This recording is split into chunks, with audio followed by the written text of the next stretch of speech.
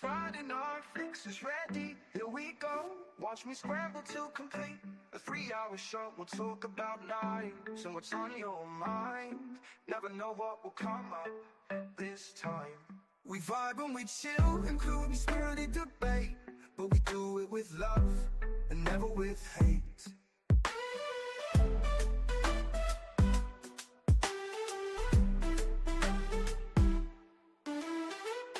Talk about lives and what's on your mind. Never know what will come up this time. We vibe and we chill, including spirited debate, but we do it with love and never with hate.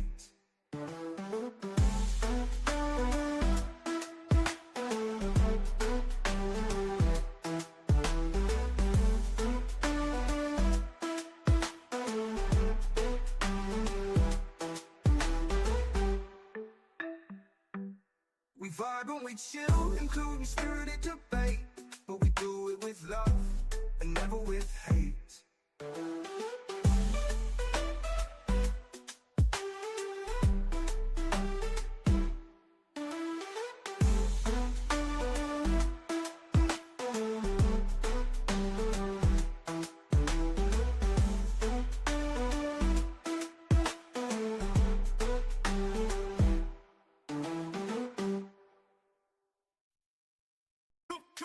Lights go dark, the stream comes on. Javon's here, the vibe is strong.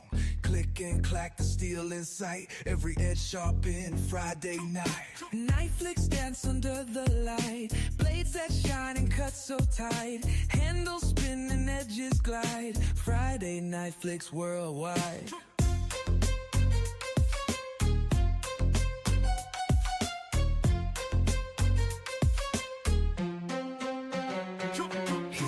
The craft with steady flow. Steel and story you'll wanna know. Flick of the wrist, how smooth it goes.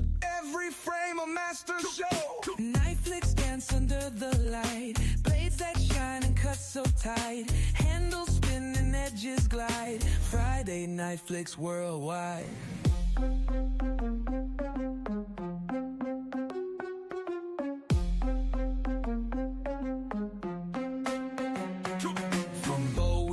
Karambit steel. Every flick has that cool appeal. The chat goes wild when he reveals a masterpiece you wish was real. Viewers locked in, they can't resist. The flick of steel's a weekly twist. Carving moments, he makes it slick. Juve streaming, doing the trick.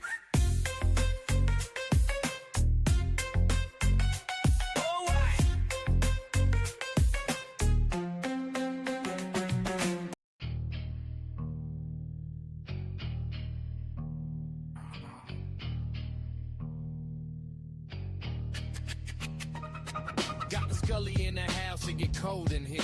Open up the pack, crack open the beer. No fear, no tears, got the old 10 gears. Knew you been around, ain't been home in years. Had a hard day's work, it was easy for me. Javon, the beat hit easy to me. We talk about knives, it was EDC. It's the first 1, 2, 3. I don't know if you all been told. It could get weird, so are you high on cigarettes? Alright, ladies and gentlemen, Javon's Night Flicks, baby.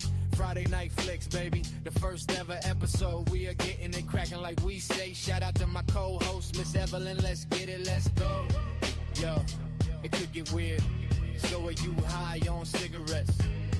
It's the Friday Night Flicks, the channel where we discuss everything and all things EDC, knives, pocket knife gadgets. You name it, we got it. Yo, Miss Evelyn, let's go. We got the EDCs and the little sharp tools. Don't try this at home. Stay in school, I'm talking about knives. We ain't no fools. The right way to do it, this ain't no duels. It's about tools. We not meaning no harm. We opening cans, not meaning no arms. We just trying to be safe, trying to be great. This the first episode, y'all just wait. I went out because we only had a little bit, but are you high on cigarettes? And when that stuff runs out, you're gonna wanna make it. Are you high on cigarettes? Let's watch Truvon's witness and get high on cigarettes. Let's watch Truvon's witness and get high on cigarettes. Let's watch Truvon's witness and get high on cigarettes. Let's watch Truvon's witness and get high on cigarettes. Do you know that you're right or wrong? Do you know that you're right or wrong? Do you know that you're right or wrong? Do you know that you're right or wrong? He don't smoke 'em, but he loves it when you do. That's why he's high on cigarettes.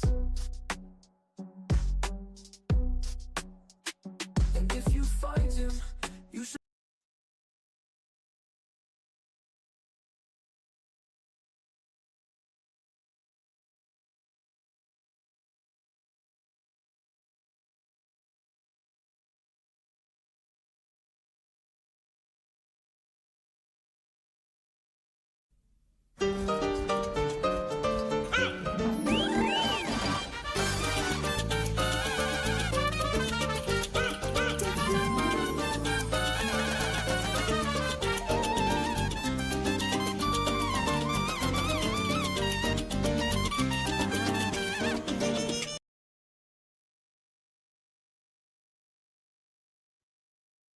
What is up, guys? Happy Friday. I hope y'all can hear me.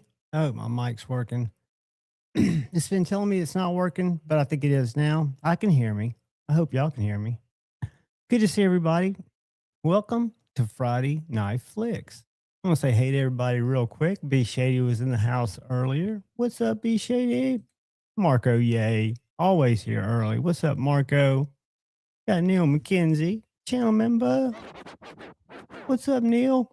And Richard Hopkins, the Roman Gnome, channel member. What's up, brother? Good to see you, man. We got Miss Kathleen Smith is in the house. Good to see you, young lady. Good to see everybody. We got Cat Scratch Knives. Gotta love the Cat Scratch Knives. And we got Paul Mills in the house, channel member. We got Mikey Bobby 82 in the house. What is up, Mikey Bobby? Welcome, welcome. 1931 Leatherworks, Tactical Terry, and a channel member. Good to see you, buddy. Good to see all you guys. It is Friday. It is a weekend in Huntsville of the Rocket City Knife Show. That is right. You haven't seen a video yet. What is up, Chris229, channel member? And a huge contributor to the channel, too, like Richard Hopkins and Paul Mills and all of you guys, Tactical Terry, everybody. I couldn't leave anyone out of that list. Ronald Dobbins is in the house. What's up, Ronald? Welcome, brother. But yeah, today is the day of the first day of the Rocket City Knife Show. And last year was I guess you'd call it the inaugural year. I went and I got some video. I've got some video. I may upload some video. It was so freaking underwhelming for somebody like me. I'm not trying to take the wind out of your sails, but I was hoping to see knives that had been made by people recently, right? So what I walked into was a history lesson, I guess. And there's nothing wrong with that. There were a lot of case knives in there. Did I say a lot?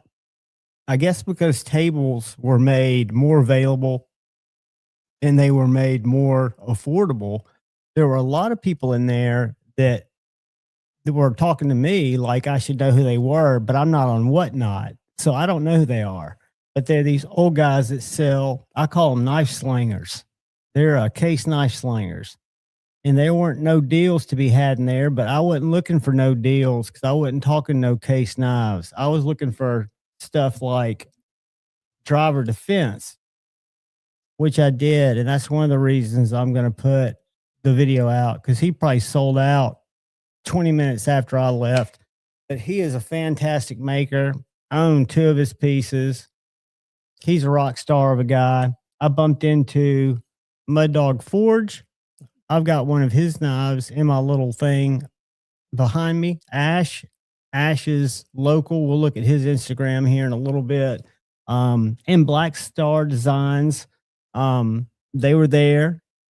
So there were a few makers there, and I wanted to draw attention to him, especially this guy. I'm hoping we can find him on Instagram because he makes a really cool knife that the guy I work with has one of, and he had something there that was made out of. It had Damascus uh little little spears that were on this big ass mace. So if you can picture a mace that you would hit an ogre with, it had Damascus spikes. So I did get some video of that. So maybe I'll thank you. Hit the thumbs up. Maybe I will upload it. But it was, to me, it was totally underwhelming. I walked it for what seemed like an hour. I think it was only 27 minutes, but it was every single table was full of case knives. I saw a lot of fake Benchmades. I think I even drew the attention to some fake Benchmades. And they're like, no, that's not a fake Benchmade. I was like, yes, it's very fake. But anyway, enjoy it. I mean, it was a weird thing. And it's happening again tomorrow. I already reached out to brother Shane. I said, look, dude, if you're not coming up here looking for case knives, I'd love to see you. I'd love to go to lunch with you. We can do that. But I'm not going back to the Rocket City Knife Show. I've got the stamp. So I don't even have to pay $5 tomorrow. But I ain't going. I wonder if I can pull up. I bet I can. I bet you I can pull up my video and share it with you guys, some of the highlights. I don't know if I can or not. I know you guys love when I try to do things behind the scenes. There's a Rocket City Knife Show walkthrough. Let's just get that downloading. All right, we're going to download that, see what it says. It's probably going to say, it'll probably give me some error message. Tell me why it can't download what I'd like it to download, because I'll share it with you. I mean, it's really, it's disheartening. When I pulled in, I should have known, because there were several guys propped up in the back of pickup trucks that looked like they were in their 90s or 100s. It's like somebody didn't unload them out of the truck when they unloaded all the knives. You know, there were a couple soldiers you left behind, people. But there was a chicken, what was that? Some chicken truck out front that was making chicken. People were gobbling that shit down at about 10:30 this morning. So I guess a good time was had by all except me, because I was just looking for a knife show, you know, and it was a knife show. If you're looking to buy resale knives, I did see one table that had a Grimsmo. It had a couple of Microtechs, older Microtechs, and there was one other knife there that caught my attention and made me go, wow. And then I saw some Civivis, and I was like, wow, you've got Civivis, to some lady who just happened to be there, you know, selling stuff. I don't know if it was her husband's Civivis. I don't know if it was her Civivis. I was just happy to see a Civivi, because it wasn't a case. Nothing against cases. I love cases. And I know cases are very, very collectible. They're highly collectible. As a matter of fact, I'm starting to collect them. Uh-oh. Uh-oh. I'm seeing laggy. That probably means I'm getting ready to crash. It probably means, oh yeah, I'm getting super laggy.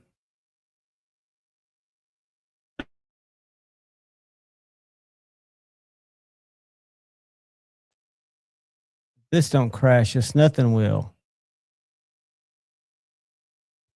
All right. I've pasted it. Maybe that was what was taking all my resources out. Let's see if it can show it now. Yeah. So see, I'm even bitten by the case bug. So I have no problem with case knives. I'm not bad talking them. Nothing negative about them. I did get my Spyderco Mannix 2 back today, and Kyle Coonley not only put a smoking, screaming sharp edge on it, but he anodized my thumb disc, my thumb, I don't know if you'd call this a disc, a little thumb cage, and he gave me a lanyard stopper that's also matches. So I've got a little splash of color in my sniper gray and black crew wear Mannix 2, and I got it back from Kyle, and I'm stoked. It's a forever knife now. It's got the touch of a brother, not only on the edge, but on the ano. And this has got it's a MX gear clip on it. This is a unique clip. This is not a, it's one of my only knives, Spyderco's, that does not have a Lynch Northwest clip.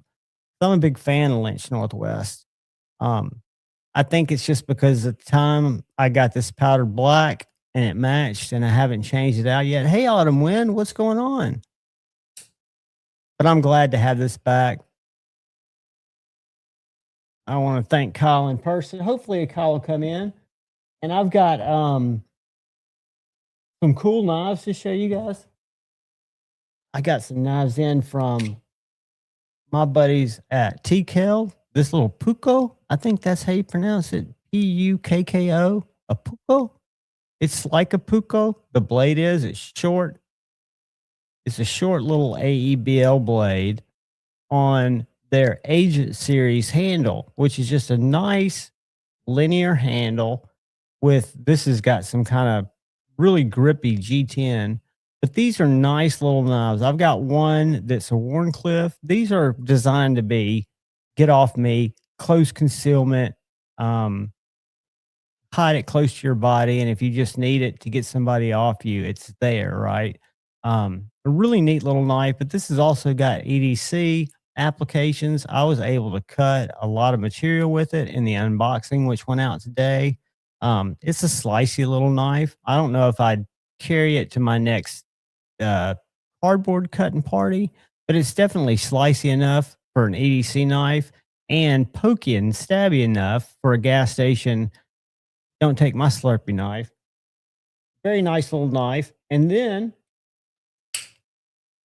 I got the 20,026 2026 version of my favorite TKL knife, the Raider. I love the little piranha, and I've always been a small piranha guy. But the Raider is the same size as the Combatant, but it's a taller, step grind, flat ground blade. Really nice handle. I'll measure it for you so you guys can see how big of a knife we're talking about. It's small, but it's not tiny. It's definitely a pocket dropper, but it's a full size pocket dropper for me. It will fit in my back pocket with ease, but it weighs a little bit. There's some girth to this little knife, and I like it that way. It is a fantastic knife. Again, my favorite little TKL. I say little because it's a medium-sized knife, and this is the Raider. It is going to be, with my tape measure here, it is right at 7 inches long, which is the long side of what I carry, but it's perfect size. I mean, it is. It's 7-inch knife, great reverse grip, great tall cutting angle. I would take this to a cardboard shredding party because it's very, very, very slicey. What is up, Scene 5720? So yeah, it's a nice one. And then I ordered it a couple of weeks ago. It just came in, and I've got some scales that I've got to order for it. But this is a Dragonfly. It is a K390.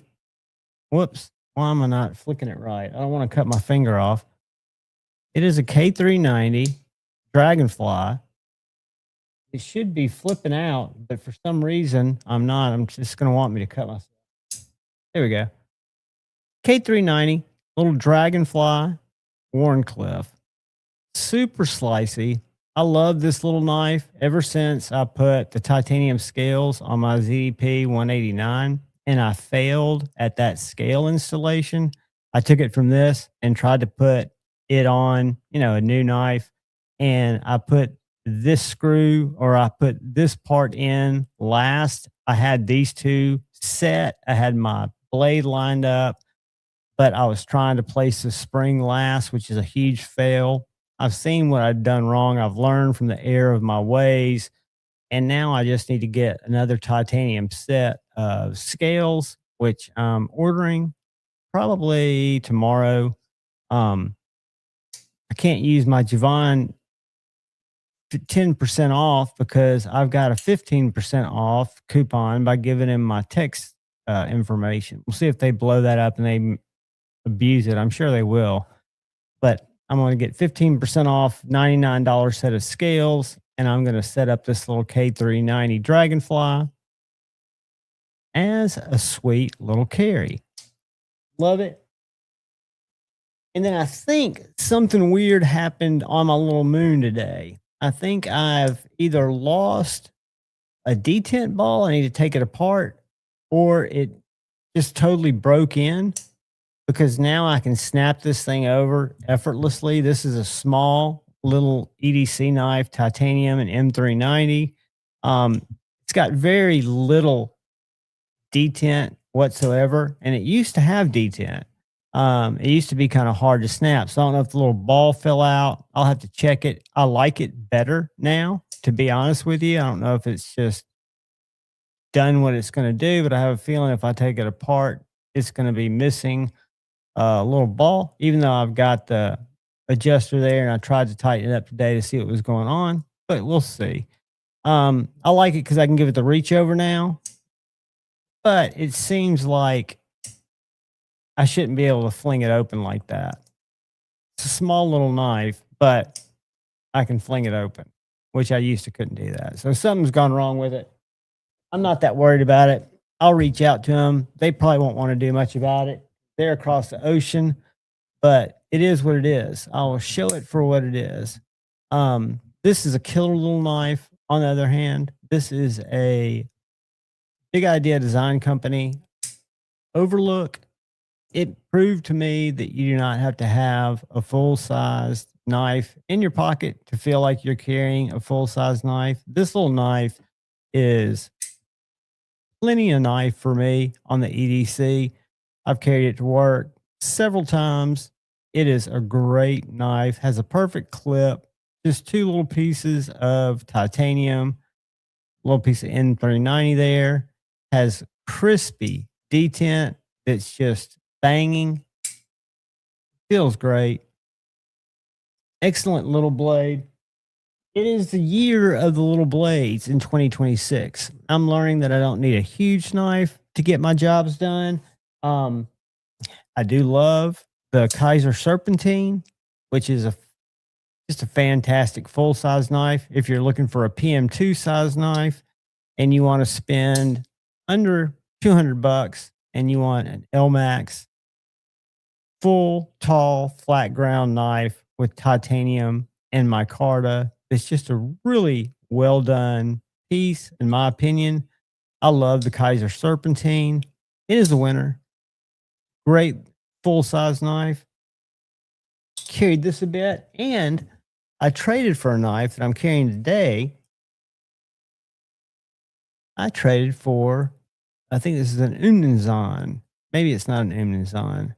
It is a Chris Reeves, one of those knives. Not a Sabenza. I think it is an Umnenzon. And I've shown this, I think, last Friday Night Flicks is when I traded for it. But I've been carrying it quite a bit. Even though I can't reverse flick it, which is fine. I can slow roll it. I can thumb flick it.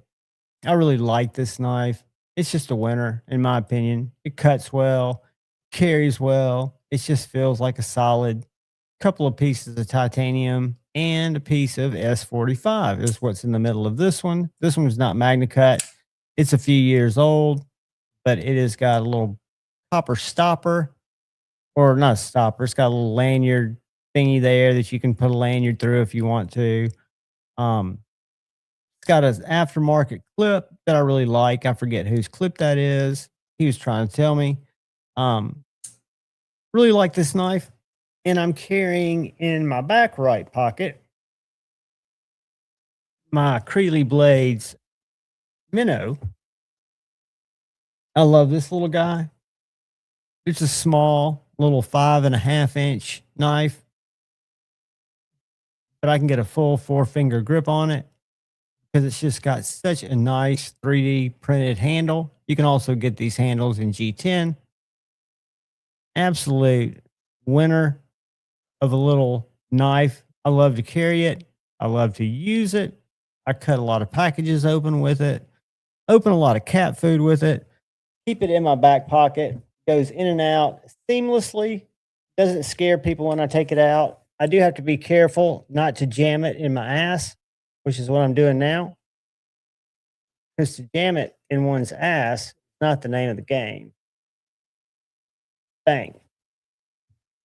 New Kaiser Bulldog fixed blade. I love the knife, but it's got terrible retention, Richard. It's a knife that's coming to you, brother. And it needs some retention love on the sheath. I love the knife. I can't show it, but it looks great. It feels great.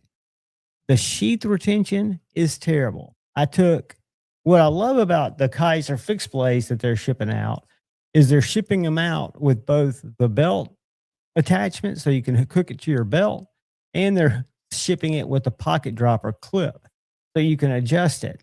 I was disappointed because in the Bulldog, the sheath's got one of those adjustment points, and no matter how much I tightened it down, I put that pocket clip on it, wiggled around with the clip with the existing Kydex without heating it up. I didn't run it through my blow dryer or anything like that, but it is a great knife, great design, weak Kydex in the species that I have. Great question, great knife. I wish I could show it to you guys.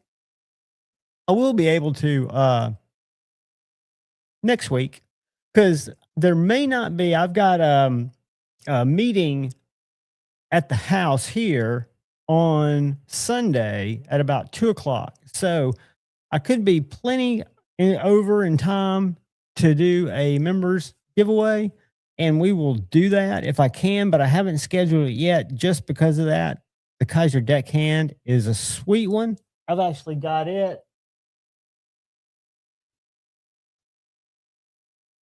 right here. This is a great little knife. Kaiser has been killing it in the small fixed blade market, and this guy has great retention. Click. It's not going anywhere. The Bulldog that Richard was referring to is a fantastic knife, but it's just got issues, got sheath issues. We did a giveaway Sunday. I didn't write down who the winner was. I need to go back and watch it because they've not claimed their knife from last Sunday's member giveaway. So I need to go back. Usually I've got a email. I went on Wednesday and I checked. I didn't write it down, so I've got to go back and watch it. But what I want to do is try to find this guy on Instagram. So y'all give me 1 second. Let me see if I can find this guy. Instagram, Wilfred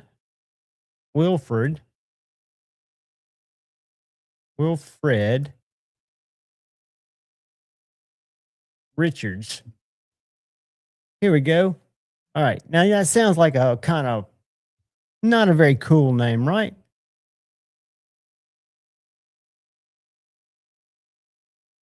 He's got 1,099 followers. You guys are going to want to follow this guy. All right. Get a sip of my coffee. And let's look at Wilfred.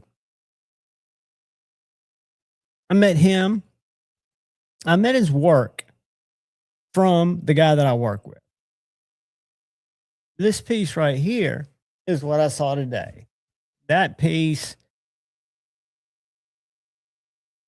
See the Damascus in that titanium billet of awesomeness? So you've got these Damascus spikes in this titanium. Let's see what it says. Spike titanium mace, 26 inches, 4 pounds, 14 ounces. The spikes are individually turned and heat treated to 55 HRC. They have flats to be threaded into place. The head is one piece of titanium tapped 17 times, 5/8 by 18. Shaft is an American Metal Exchange 5/8 6 ALB titanium rod threaded on both ends with 1 inch OD Coca-Cola wood sections and leather stacks epoxied in place. Everything is capped off with the B120 Zerblast Damascus nut. This thing is brutal. It's awesome. I mean, what can I say? Let's look at it. And I saw it in person. And this guy made it. Wilfred.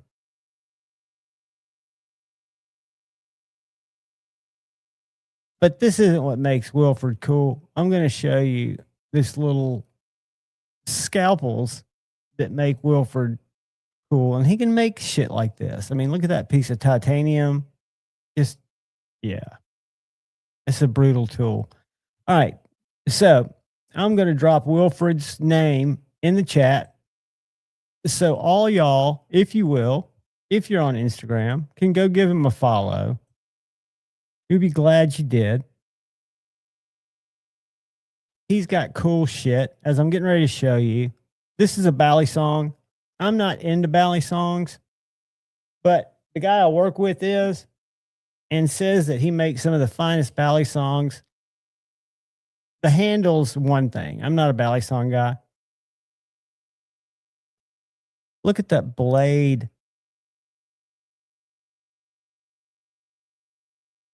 That's the blade.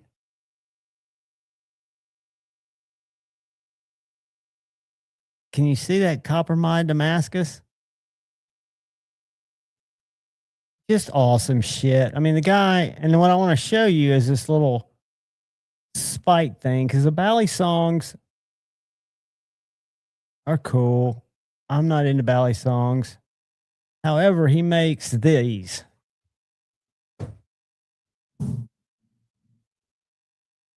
That's the pole cast spear,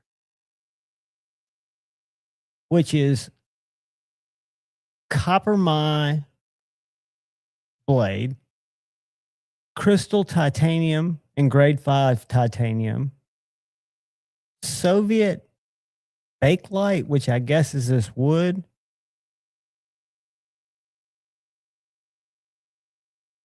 and these little things, he had them at the show today.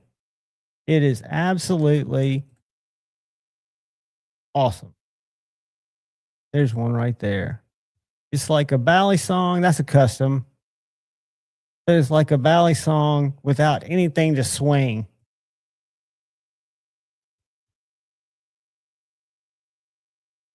There's a bally song, bally song, bally song, bally song. Spear. Those little things to me, guys, that's just too freaking cool. In my opinion, the titanium hilt, the little copper mine, I mean, and to see these tools in person was worth the trip to the show. And that's why I've got to show that little video I made. But he makes really cool bally songs, and he's local to me. This guy makes this cool shit close to me. So there you go. That's Wilfred Richards.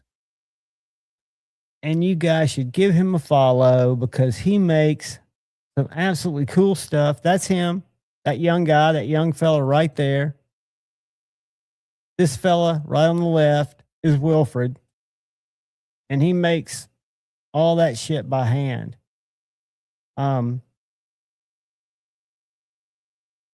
I can't stress enough how talented this young guy is. I mean, he can spin knives too, as you see there.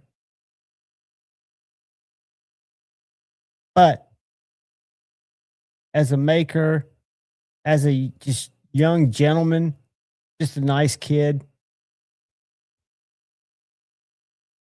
making it happen. That's Wilfred. And then,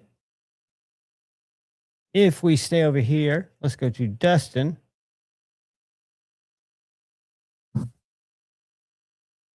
He had a little guy that I had the money, I would have bought it. I hung out with that. Those were cool. Those were tool steel. The one I liked, he has this little magnet cut. This guy right here. That little guy is a little piece of magnet cut. Very small little knife, compound grind. really well done. And he was sharpening knives because I got there early.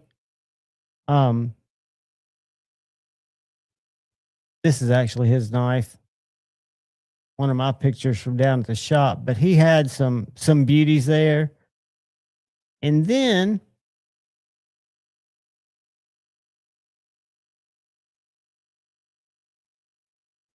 see if I can pull these guys up.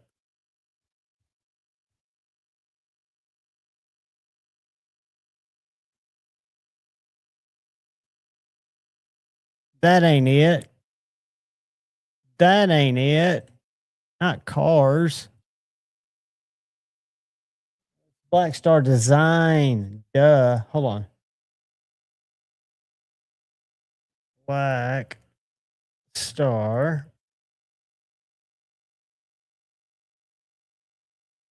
Design.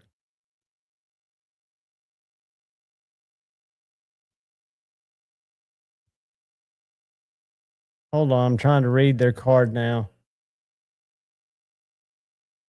I think this is them. Yep, this is them. They've got this folder out.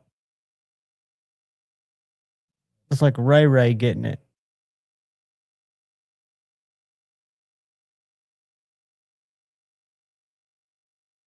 They had a couple of those there.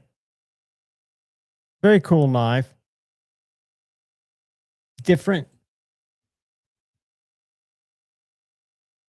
They've got a bunch of cool merch. I took a lot of video of their booth because it was very appealing. They had some clothes, some stuff. They had some little cup holders or cup coaster type things that were neat. He and his wife were there, just nice people. And I like that design of that knife. I forget who makes it. Maybe Tuya, not sure. But it's a well done piece.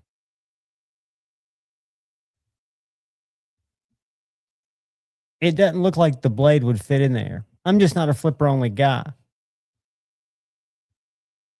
That's the only downside, in my humble opinion. But now, I hope I'm not losing you guys. I'm trying to take you to all the places that I thought were worth stopping by, that I did stop by, that I think you guys should get to know better. This guy makes some awesome kitchen cutlery and awesome small.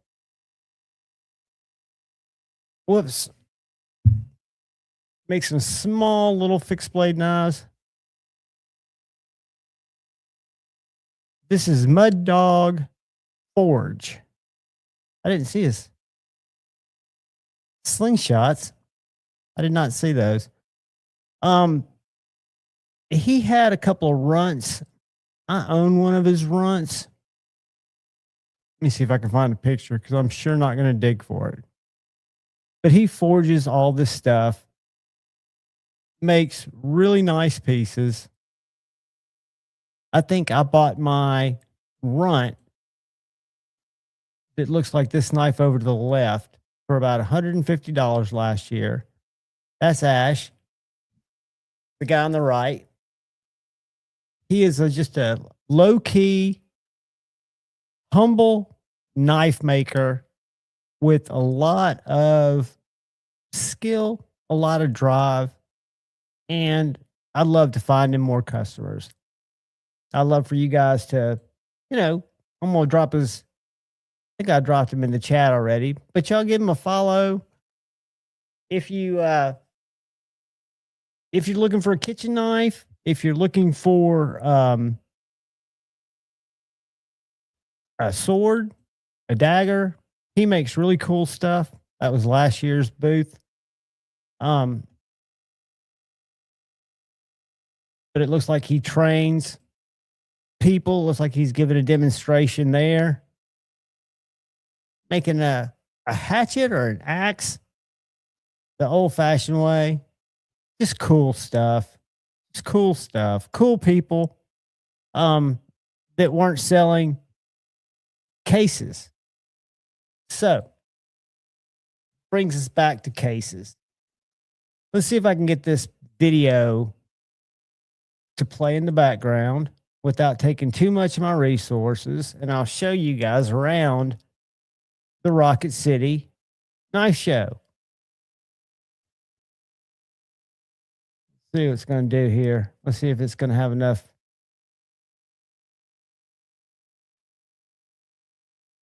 Let's see what it's going to do. All right. Are y'all still with me? Have I lost all of y'all? I know most of you, I just want to show you how enveloped in case I was. So this is walking into the store, the knife show. Hide. Oh, there you go. Thank And you. we are giving away a custom Driver defense knives. There's that little, I'm going to show that again because I'm not sure. That little giblet right there. Sure, if I was recording. That reminds me of some Shane scale material. What you're doing. Yeah, he's just well, he already had it. Now watch what happens when we start walking. I've got one of Dustin's handle. All right, guys. Cases. So that was nice seeing Dustin's stuff. Nice. We walk on. That guy had some decent stuff. Just unique. Except the quilt was overkill to me.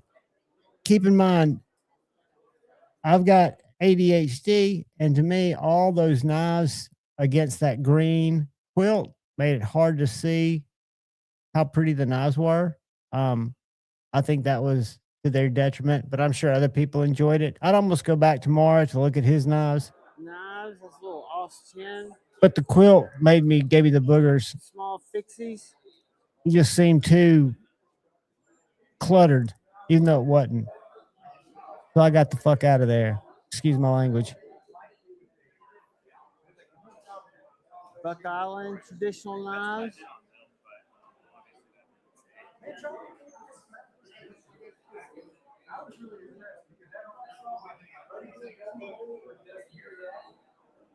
Those were kind of different. The reason I stopped there and kind of double took it is Buck Island is where we used to play golf. There's a golf course over there. Those were 150, 160 bucks, something like that. Let's get moving. The whole area around it is just nasty. So look at that. This is the guy that had the this is the guy we were just looking at. This is Wilbur. Oh, these are beautiful. I appreciate it. My guy I work with has one of these, John Hopkins. That is the little knife that I was just talking about. Yeah. He is the first one. That's beautiful. Check those little daggers out, guys. I mean, these things are next level. I didn't make it for him, though. He just thought it up. Show them what you're holding. This is the Damasteel titanium mace. Look at that, guys. Damasteel titanium mace. Why did I jump ahead? What happened? How did I lose that? Anyway, there we are. It's a result of buying a bunch of material. You have the material and the ideas come to you. And he said if you have the material, he just had too much material for Bally songs. That's why he made those. It just happens. And if you got the skill to make the ideas come together, that's a big part. If you have a manual mill to make the ideas come together. Beautiful work, my friend. And what's the name of the company? Here's a card. Polecat is usually like my guys, name. we'll look at this tonight. Let's go back to where that big thing was. Damascus nut. That's beautiful. Damascus nut, titanium. Damasteel titanium mace.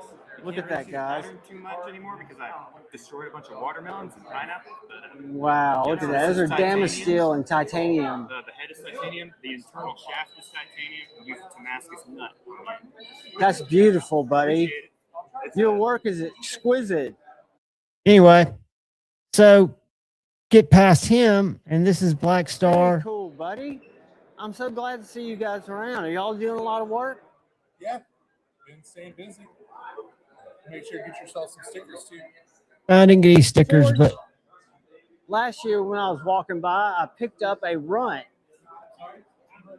that's my dog Just Forge. We were happened just to looking at. Come across one of his little knives. This is kind of a little dart, like a little bird and trout. That's a thumbtack, so that it will sit and display like that. I should have picked up one of those, but I wasn't There's a buying. little runt like I got last year. But I'm glad I got this out of my Hinderer, trash. I was gonna delete all this crap. all kinds of cool stuff. That guy had legit stuff, K bars. Then you walk around and More case collectibles. A couple of spider codes over there. People sharpening. We're just walking, guys. nobody in a rush to get the fuck out of nowhere. So Some people are setting up. Check some of these out. this guy was cool. This guy, Gorgeous. Yeah, we bumped into each other, guys, down at Knives and More.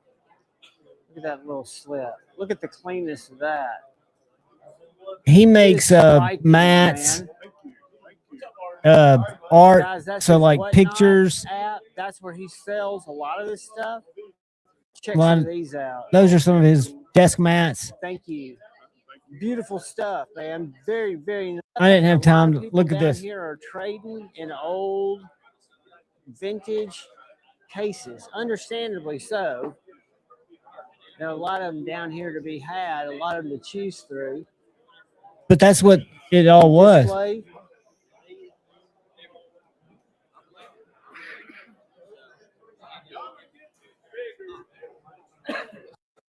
This is definitely the place to be. If you want, Modern built shit.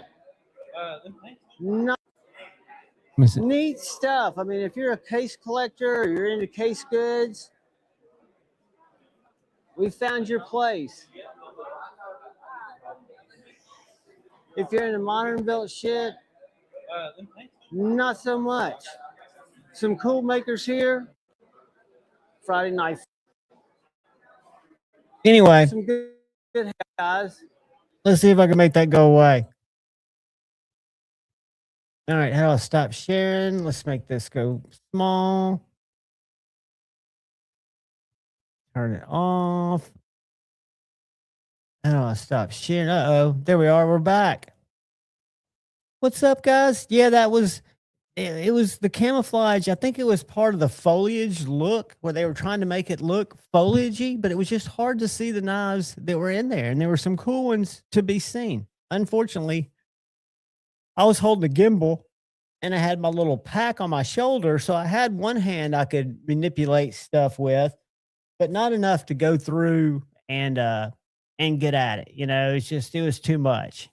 It was too much to see, but not enough to go back for. If I was a case procurer and I see a lot of them, and like I say, I carried today in my left pocket, I think it's called a Slimline Trapper, single blade. I'm not hating on case. I've actually discovered case and find them somewhat viable as a cutting tool, right? But these people take it to a whole nother level. I can't stress that enough. And I can't make fun of it. I can't mock it. I don't intend to, because I'm just as bad with other knives. And it makes me realize how odd as a group we all must be. And what happened to the detent on this guy? Do you think the ball just fell out? What happened? What happened? I like it better. Is that bad? I can't give this knife a good review because it's such a snappy. It was always snappy. I just don't remember it always being that. Like, what's up, Conga Blades? My detent ball fell out, Drew dude. I'm gonna find out. I'm gonna take it apart. I'm not worried about it. I'll reach out to North Mountain Blade. I've reviewed several knives for them and have never had a problem with any of them. But I think my ball fell out too, Drew dude. I think that's what happened. The moon lost a ball. We'll get in there to find out. I can assure you this: if it fell out in here, Richard Hopkins can attest to this. It won't be found. This is something I traded for a few weeks ago. For those of you who haven't seen it, one of my pride and joys.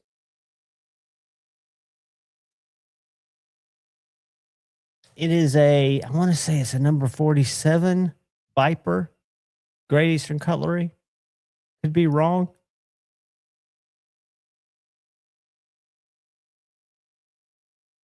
Fantastic knife, in my opinion.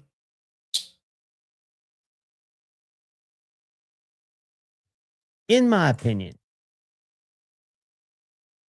Kyle Coonley, what's up?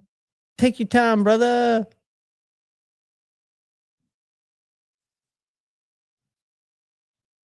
What else do I got to show you guys here? I've got really been happy with this knife. This is a cardboard party knife.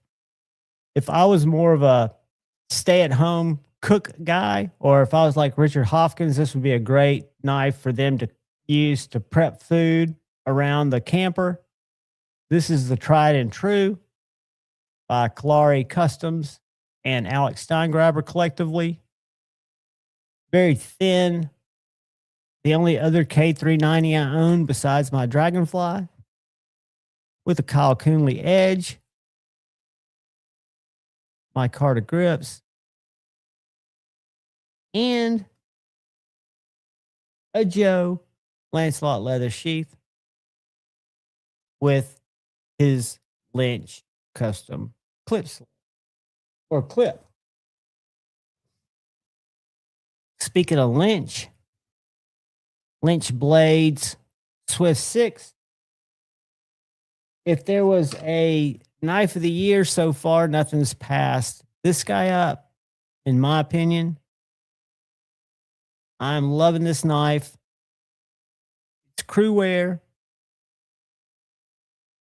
I forget the HRC, but Casey posts it right there on his site.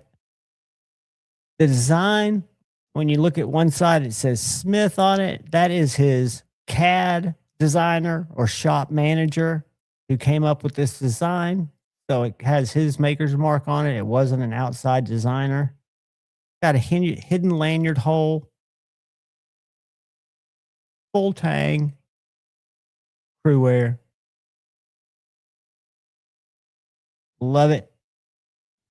And its bigger brother, the Sparrow 7. Also in service black micar to handle. This is a little bit larger knife. This one is in MagnaCut. Also got a hidden lanyard. Easiest way I found out, which you guys probably already knew this, to put those lanyards into use if you're going to string them up is to take the scales off, string them up, put the scales back on. I took the scales off when I unboxed these. I don't know if I've got them both on film because I like to put my wax underneath the scales and then wipe it off just in case any moisture gets back there while I'm using it. Great knife. These two are right front pocket knives. They're too deep, really, to carry comfortably in my back pocket. And I've gotten to where I will carry a primary fixed blade as my main knife. even though I love having my folder in my right front pocket, I love this Chris Reeves, which I'd never owned up until just recently. This guy, Hunter, kept wanting to trade with me, and Tate Estes, the guy I work with, I hate to dox him, but I did. I think he's got his name on his Instagram, had sold this knife to the guy that I traded it from. So I know kind of the whole lineage history of this knife and was glad to get it just as a user, not as a keep it fancy. I cut my thumb. So every time I try to depress thumb studs or hit a lock bar, it's now uncomfortable where it used to not be. But loving that. Finish my coffee, and I'll be with you guys in 2 seconds. I'm back. Josh, what is up, brethren? Still my favorite because I designed it and Shane made it. This little awkward cutting instrument is the fret. It is a cardboard shredding, EDC cutting, fantastic blade, Magna Cut, 64.5 HRC. I sit on it daily, see the curve in my sheath that 1931 Leatherworks made for me, because this sits in my back pocket almost every day. And I sit on it. But that's okay. A couple other nice Kaisers I've been carrying. This is the Allure in S45.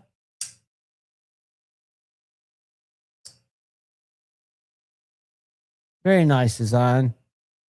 Kaiser's killing it in their higher end stuff and in their base end stuff. Every Friday at 4:30 Eastern, 3:30 our time, I try to share it out on Instagram. Waxwing has a drop, or I don't think he calls them drops. See, all products, all sold out. All sold out right now. No seconds in stock now. But I show you guys this because these knives are priced so right. I need to get either a Chitlin or that Maverick. I want to get another one of his knives. He drops them on the site every Friday at 3:30 Central Time, 4:30 Eastern Time. And this is one of his creations, the Nymph Nitro V. Super thin, super slicey, just a great little EDC knife. Trevor, the proprietor owner of this, is a full-time forester. He spends his time hanging out in the low forest. So his designs come from a need for different knives, like the Moon, without a detent ball. What happened? What happened? That's going to bother me. I need to just put it out of the way. Put it away. Put it away. What else do I have to show you guys here? Three Rivers Manufacturing Tagalong. Their mission statement for this knife, when you go read about it on their site, is some tools were meant to lead. Some tools were meant to tag along. So this is billed as a backup, a auxiliary carry, a secondary carry, and man, is it a great one. This is the Tagalong in matte DLC coated Magna Cut, super thin. This knife, while we wait, we'll do some.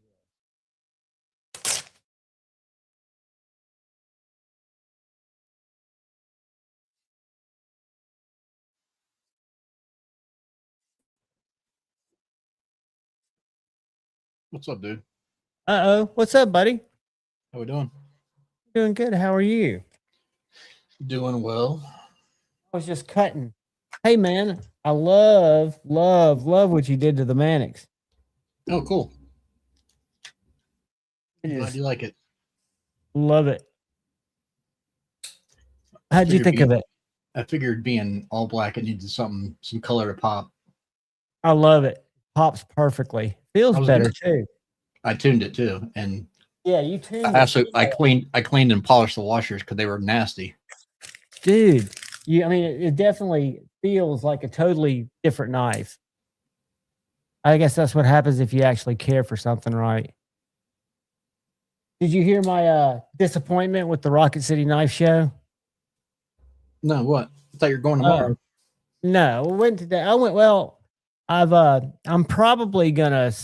I've offered to save Shane the trip. I'd love to take him out for burgers if he wants to come up for that. But unless you're looking to buy a full retail 20 to 80-year-old case knife, now that they made the table so affordable and opened it up for 2 days, it looks like a totally different show. It's resellers.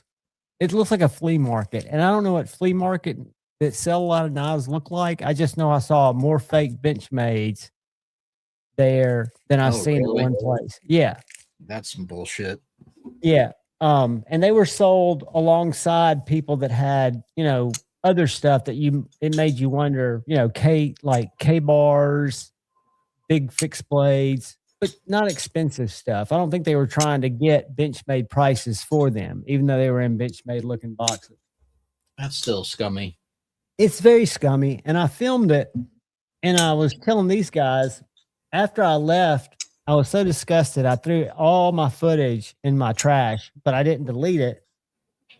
I got home, I stitched it together because I want to give the people that I think earned my eyes at least the coverage and let everybody else see what a shit show it was. Some people would love it. If you're a case guy, you would probably think he died and went to heaven. I know John went down there and spent some time. I would talk to the people that are running it and be like, look, if you're going to operate an actual show, you can't be letting clones in here.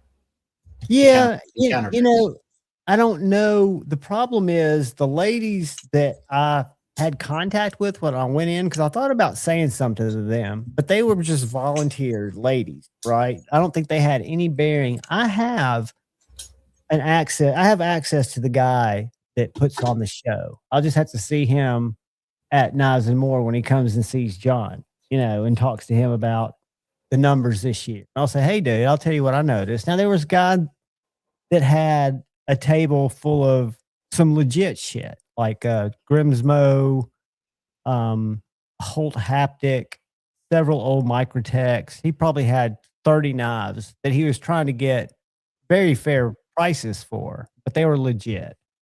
The guy that had the fake bug outs that I noticed were fake, I even point them out on camera when I'm filming them.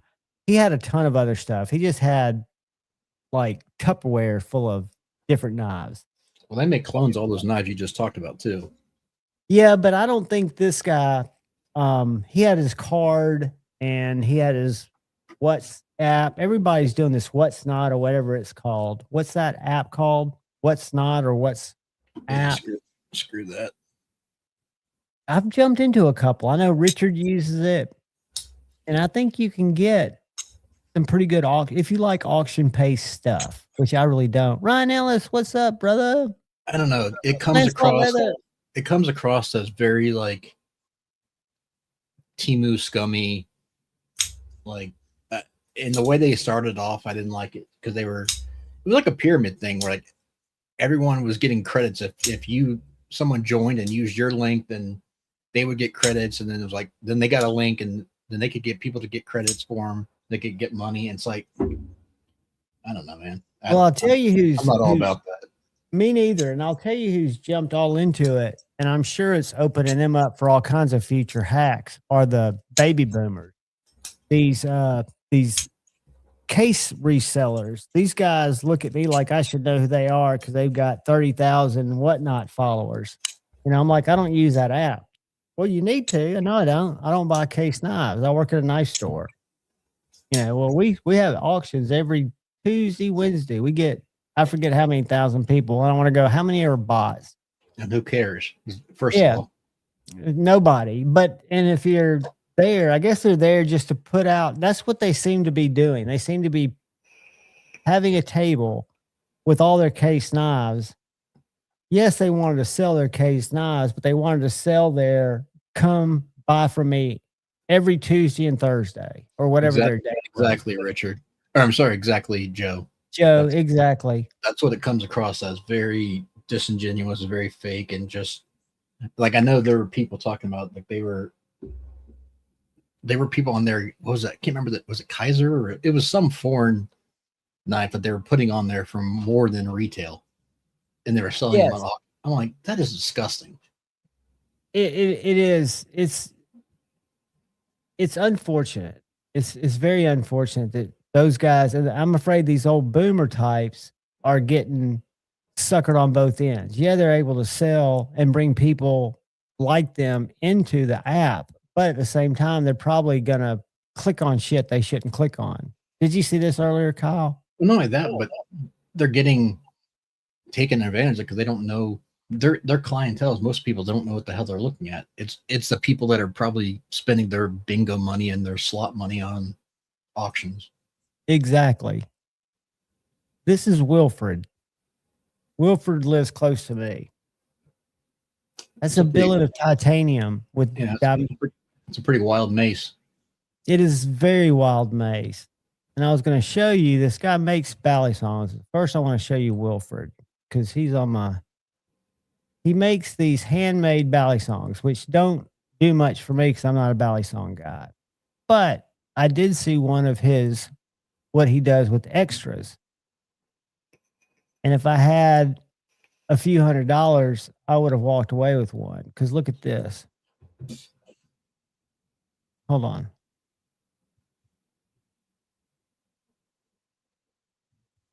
Can you see that? Hang on, let me zoom in the. Oh, that's cool. Yeah, that's a polecat spear. He makes them. That one's got, I think, Baker's Forge, Damascus. Yeah. But he makes these really well balanced bally songs. And when he gets a piece, like, look at these. They're not my jam, but people love his stuff. And I always think of bally songs as just doing tricks, right? And that's what they are. That's what he does with them. There's a picture of him, but he makes amazing pieces with them. Look at that. I don't know what kind of blade that is. So now that that makes me think of something now that Joe's here. It reminded me you see just when I go and think that he's turned a corner and he's starting to become more relatable and a better businessman. Do you see what freaking Hinder is doing? The vintage series? No. What have I missed? Let me go to Instagram. He's coming out with the XM24s in a vintage series. So like my card is scales, full regular price for him, not discounted. And he's making them in $10.95. Oh, so you get them in. That's what. But Kyle, it goes back to people have to be asking for that, right? He's not making people that are Hinder enthusiasts, I would think. Go, okay. That's all that is. It's marketing. But that is forged. Are they forged? And I know that's just a word. Okay. I didn't look at how old that post was. Where did you see Go back this? up. It's right there.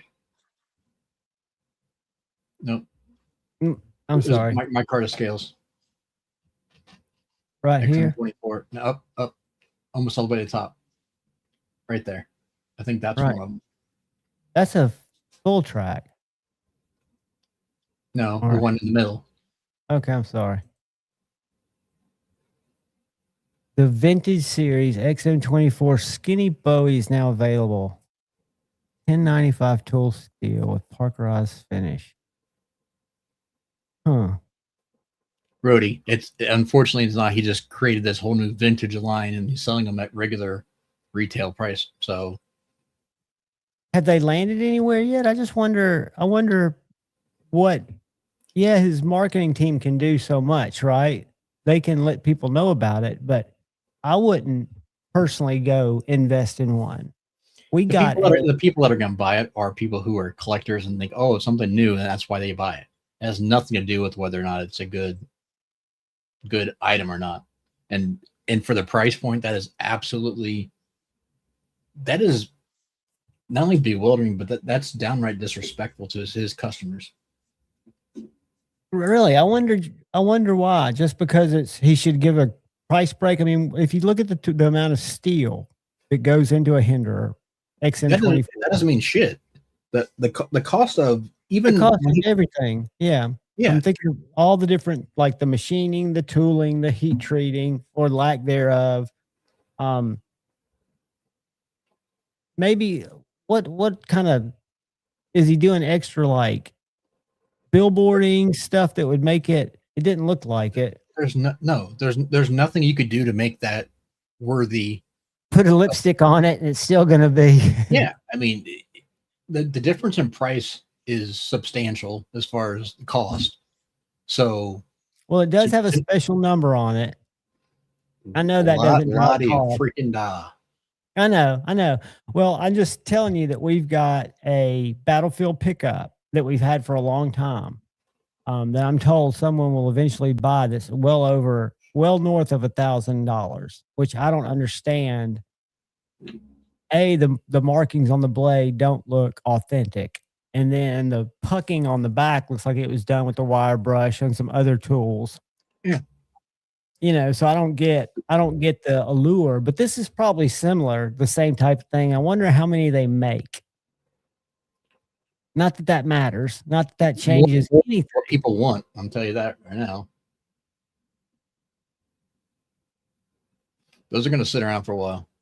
Yeah, I would hope so, but you never know what people, like I said, if you'd have walked through the Rocket City Knife Show, dude, you would have thought it was nothing but a case extravaganza. And those are totally different people than I would ever imagine being myself. Drizzy, I will never throw your knife on the ground, buddy. But I found that offensive that he's selling that for a regular price. Yeah, that's crazy. I don't know who this Brenda Silverlips is, why she's on my thing. There's a Tim Kell. What's he got? There's our buddy. Uh-oh, I froze up. Your internet sucks. I know. Can you still hear me? I can hear you, but nothing's moving on I'm the screen. gone. Yeah, I think it's my resources. I don't think it's my internet. I think it's my all right, there I am. I'm back. How many freaking tabs you got open? 4. But I've got 2 monitors. I'm running I need to just turn this off.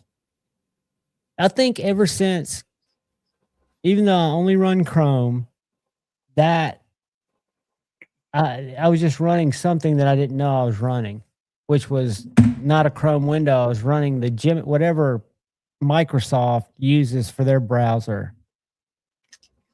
I had it open on my other monitor, which I don't think that was helping me much. Or how many applications you have open? Only 2. I've got Instagram and Maverick Waxwing because I was seeing what.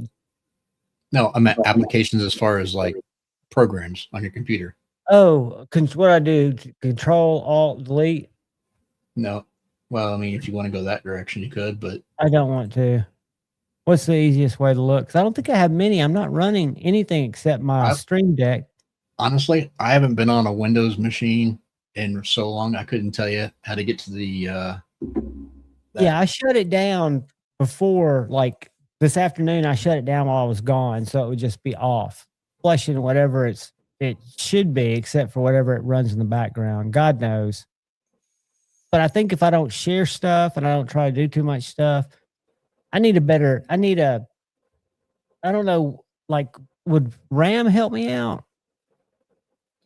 Potentially, but it depends on what's running in as far as the background. That makes more difference. Processor, yeah. Well, no, it's not even the processor. So, like, if you've got, say, you had Excel and you got, so like right now, I've got probably 8 tabs open. I've got, let's see here. I've got 1, 2, 3, 4, 5, 6, 7, 8, 9 programs running, and it doesn't bog down at all on my computer. But I've got none of that running, and I'm looking at this one, like, not memory. I think it's my computer, my CPU. It shows that it's right now it's 100% using. Yeah, go find me for a computer for John. I've got a new computer. It's just something weird's going on. But Kyle's right. Okay, I haven't been seeing the screws. Yeah, screws in the mic harder are always upcharged at Hinderer. That's very well could be true, because I know I've paid $200 for a set of mic harder scale. Well, okay, so that's a point. But if they put my card on and take the G10 off, that costs them the same amount of money. They're not giving you a G10 scale and giving you my card scale and charging you more for it. You get one or the other. That's a fact, Jack. That's not an upcharge for them. ZT0117. I think that's the number. Yeah. We got a new ZT in that's really cool. And guess what we got in today that I was impressed with and I didn't expect to be? Those Avalons, those knives by Peace Neighbor, Protex, button locks. You know what I'm talking about? So yeah, I understand that who the guy is and everything.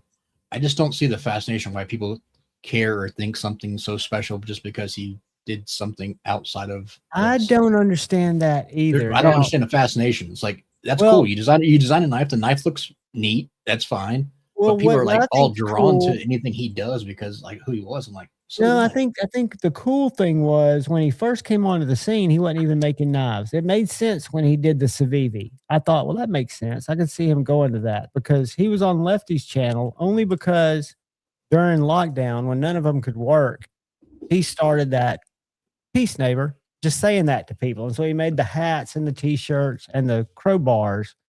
And then when he made the Civivi knife, I could see him getting them to make a knife for him because he probably got approached by, somebody in their marketing department. But Protec, I was surprised for his second knife to be a Protec. I'll be honest with you. I don't understand the draw either. But the knife's pretty nice. Yeah, I don't have a problem. And that's the thing. I don't have a problem with the dude. It's an odd thing to me that people get worked up about what he did, so therefore they're drawn more to his stuff. But have you seen it? Because I haven't. I'm asking this because it looks okay. Yeah, it looks. But fine. Have you seen it marketed as him an actor? I've never seen him and the actor put on anything else except the fact that I put that out there because my mom puts it out there to me because she watches some show he's on. Anyone that I've seen that's talked about it like on the live stream or it's always they kind of give a background story on him. I'm like, I don't care.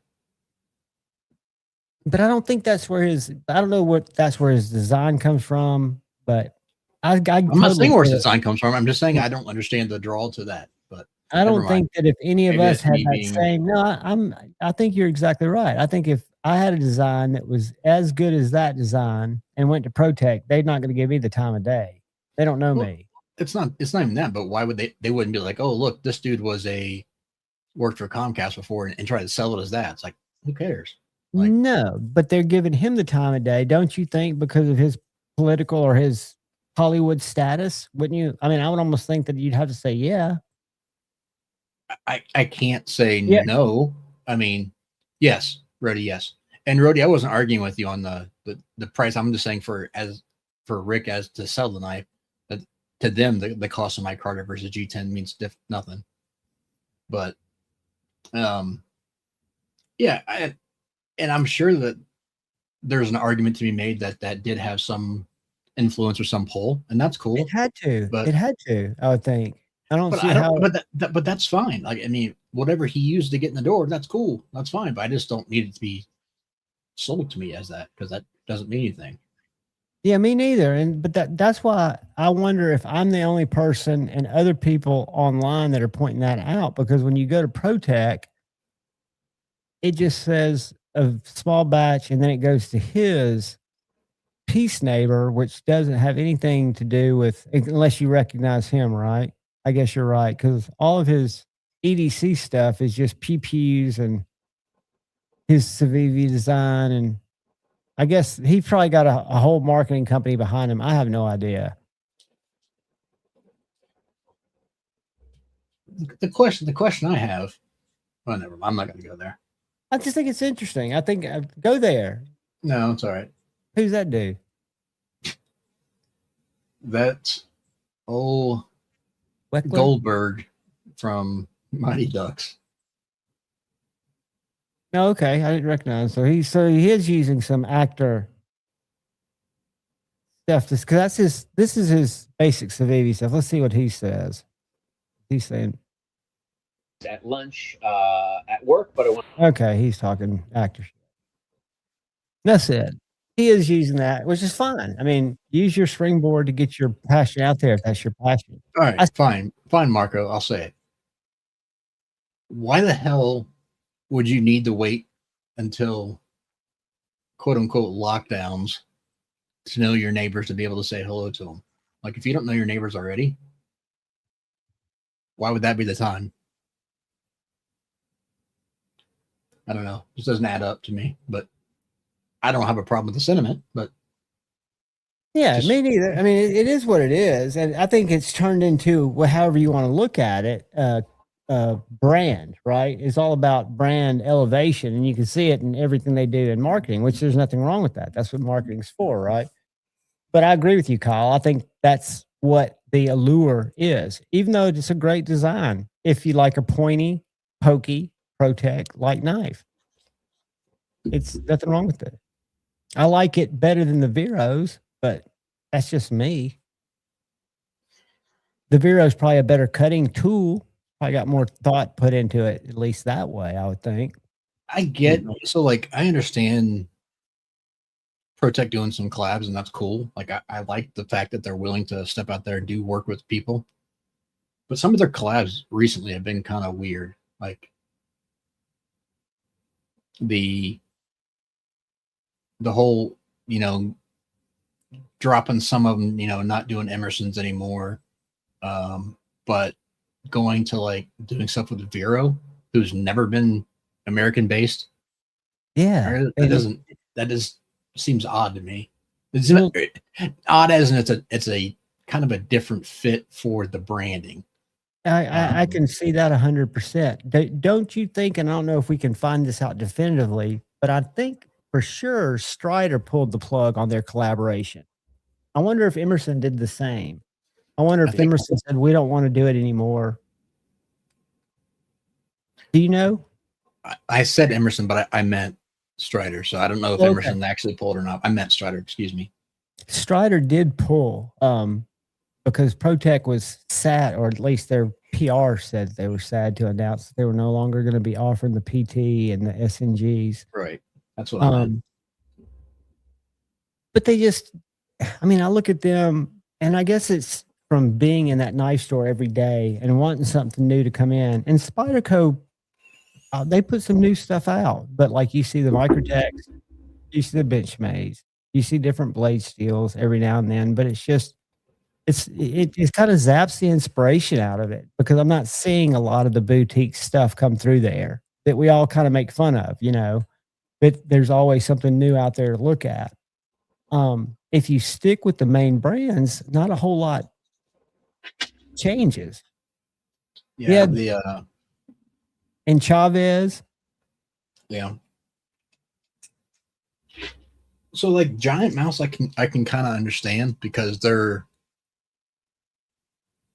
how do I want to phrase it? ProTech's always been kind of a proud of their lineage and their heritage as far as being American, and not as much as some companies, but they definitely are.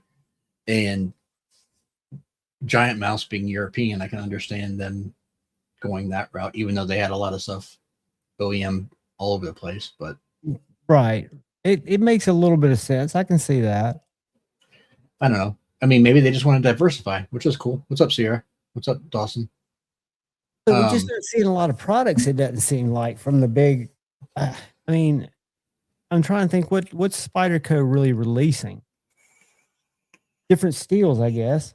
Well, so the Sage 6 was kind of a bigger deal because they actually made a new lock on a new knife, which is very cool.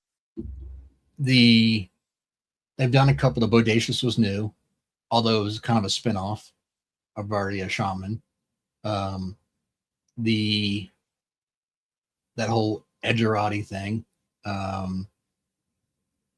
They've done a few things that are different, but yeah, that's true. I mean, and in spite I'll tell you what, the thing that drives me crazy is a lot of the stuff that they come out with now, like some of the new stuff.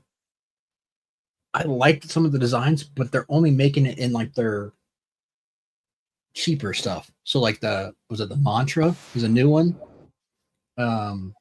Yeah, the Janasong, the Starmate. Although that Starmate was, I love the idea of the knife, but the whole, yeah, those two as well as awesome. But the Starmate, it was way too of a price for what the materials they put it out in. It just, I don't know. I kind of agree with that too, Joe. I'm a big fan. That was my number one EDC knife that I think is out there. Just in terms of go-to knives, the Spyderco PM2. I don't know why. I love it. Spy Nano's cool. I like a lot of the stuff that the design wise that they do in with Italy, but yeah, Yoda.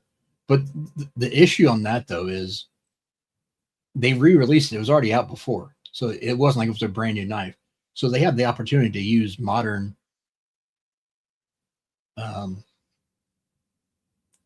builds, and they just kind of shit the bed on it for the price point.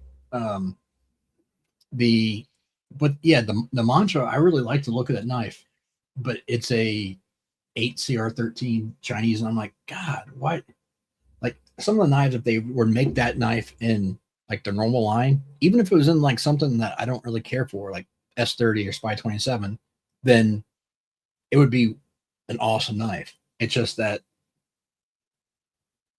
And you know that they've got to have a major think tank that you would think these ideas, like you're saying, what makes it go to this cheap brand versus come out in something better that more people that are enthusiasts can go after. I wonder what makes them make those calls, you know? Here, I'll hold this up. I like that Italian made one, but I've never seen it in person. I love this knife. I love the look of that knife. Can you see that? Yeah, I can see it. What's that one called? That's the Mantra 4. Liner lock. I like the blade shape. It's kind of gentleman carry-ish. Yeah, kind of like a thin leaf. But they're doing an 8CR. And not offering any upgraded option to get. Bizarre. And then you got Spider or Benchmade that's just putting stuff out in different blade steels. LMAX is the flavor of the week. For who? For Benchmade. Oh, Everything's creeping out. The bug outs, the mini bug outs, in LMAX and the tagged out. Yeah, LMAX. Max was cool. I mean, there's nothing wrong with that.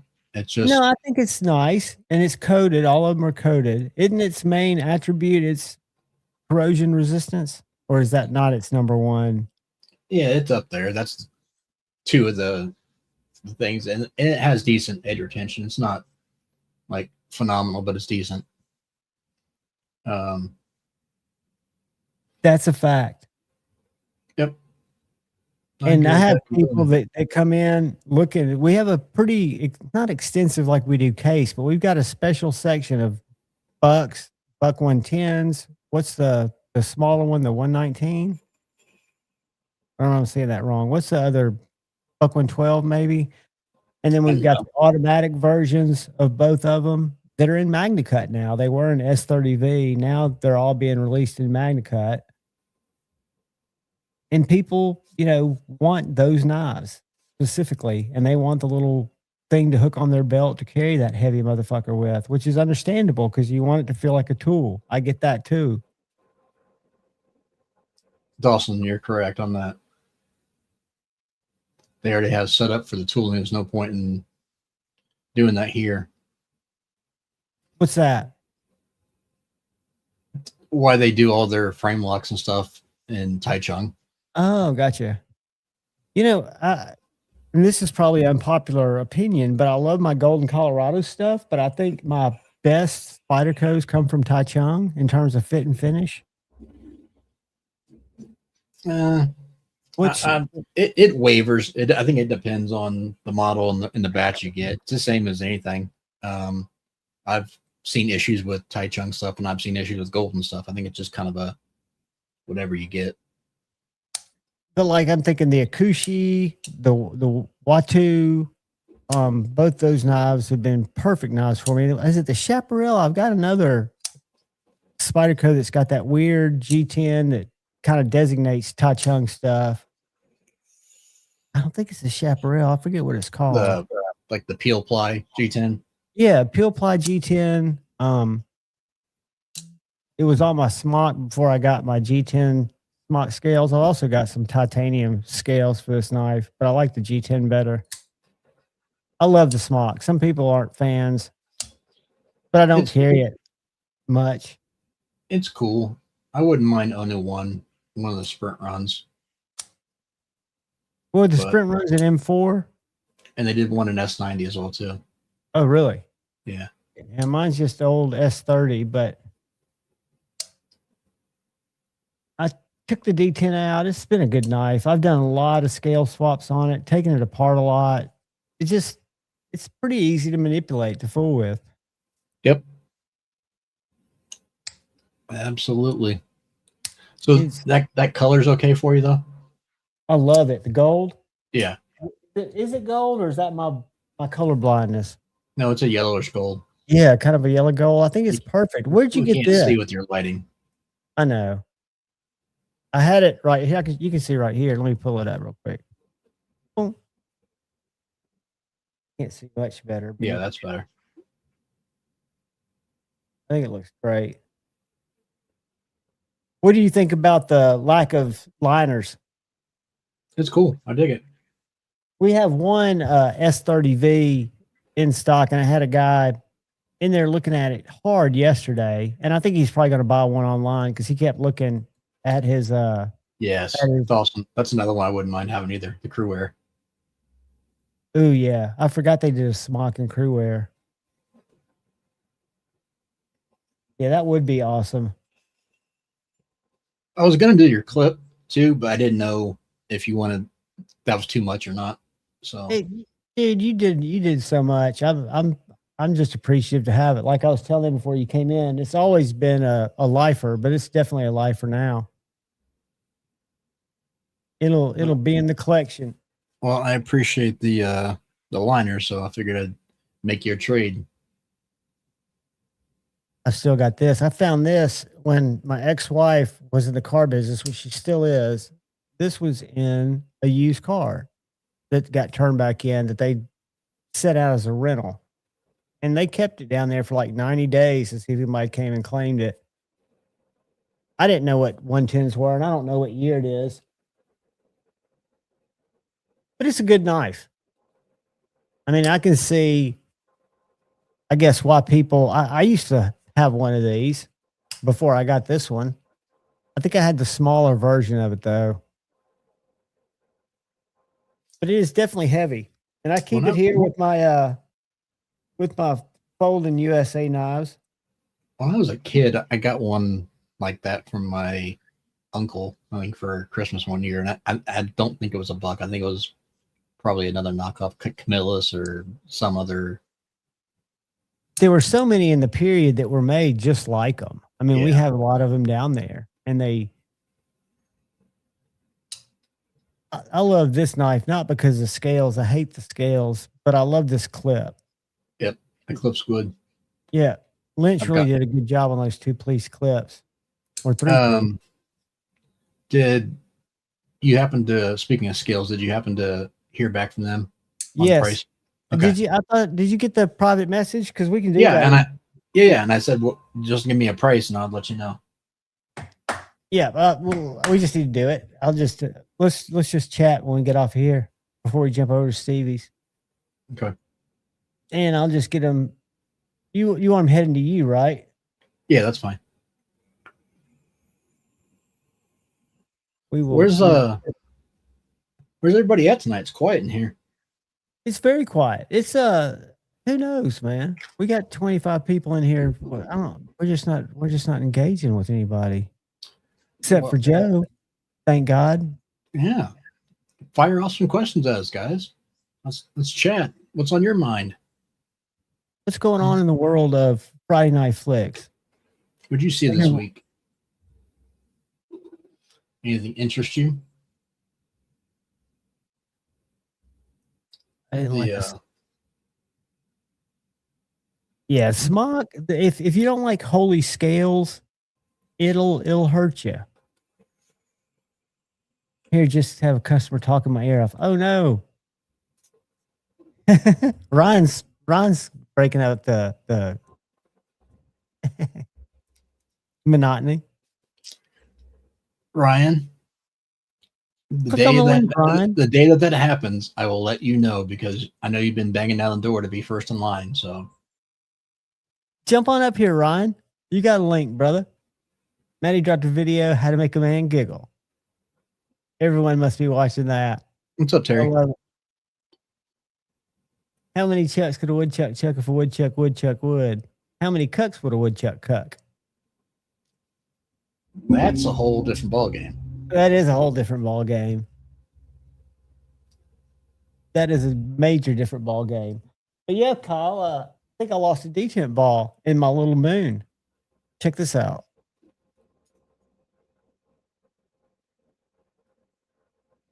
How about that? Yeah. I'm going to take it apart and then reach out to North Mountain Blade, and they'll probably say, we can't help you with that. And I'll go, okay. Appreciate it. Yeah. I'll review it as it is. I mean, that can happen to anybody. I know. I've had it happen. That's fine, but just not. And they may be able to send a deed. I haven't. It looks like there's a place that, like when I replaced the one that fell out of my video, the only other time I've had it, it looks like there's a little ball cage in there that it probably came out of. And if they can get that ball cage sent out, but the chance of them being able to rope apart. Yeah, that's you're still in the market for an Evo. They're still on about the same wavelength for me as Vosteed. Not a fan. I'm more of a fan of Vosteed because Dr. U, that's what he goes from, U Don, a young guy, is a good guy. And I know that's not what makes a company good or not, but I've seen the one raccoon that we've got that's a Vanker lock that's like their most bougie raccoon they've ever made. Is a quality tool. I mean, it seems like a very well-made titanium M390 knife. But that's about it. I think we're selling it for $250. Comes in one of those little orange flight cases. Really good workmanship, really good materials. The Vanker lock's kind of cool. That's the one that you kind of like a button lock in the pivot. I've not taken one apart to see how it works, but I assume it's similar. Do you know how those work, Kyle? The ones that you push the pivot and it unlocks it? Never had one. The Brian, you want a 3 or you want a 1.1? What are you looking for?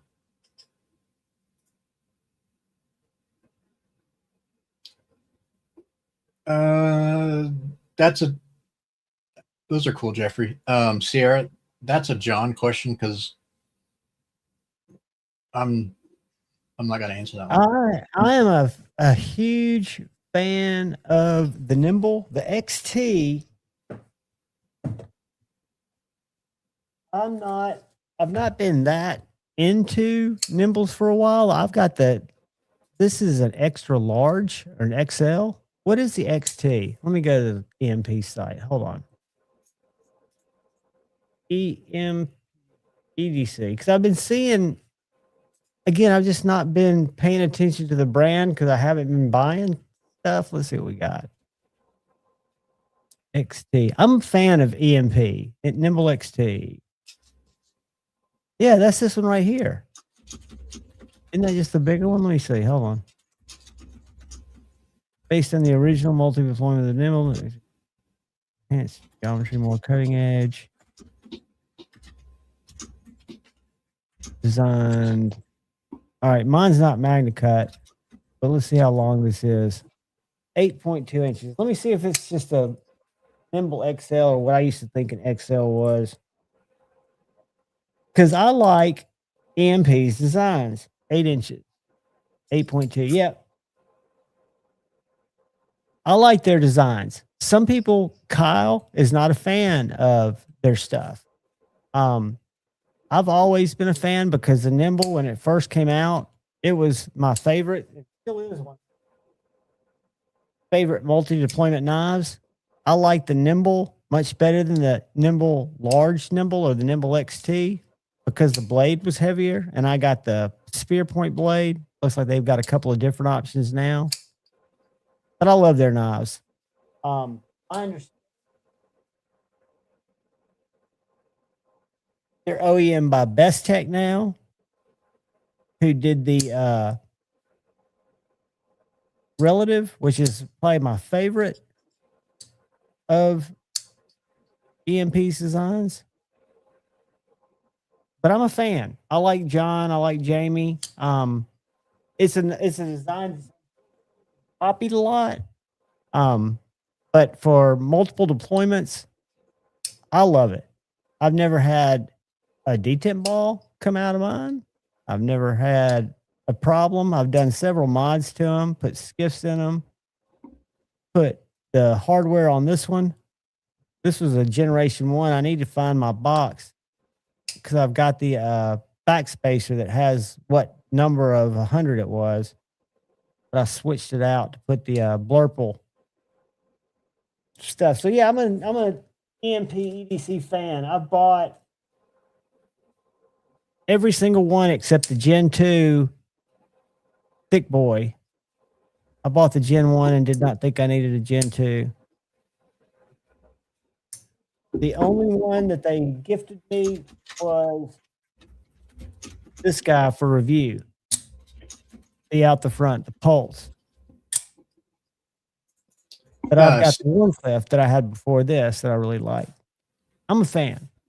Sierra, it's not just Best Tech because I mean Best Tech doesn't actually make knives, so I don't have anything.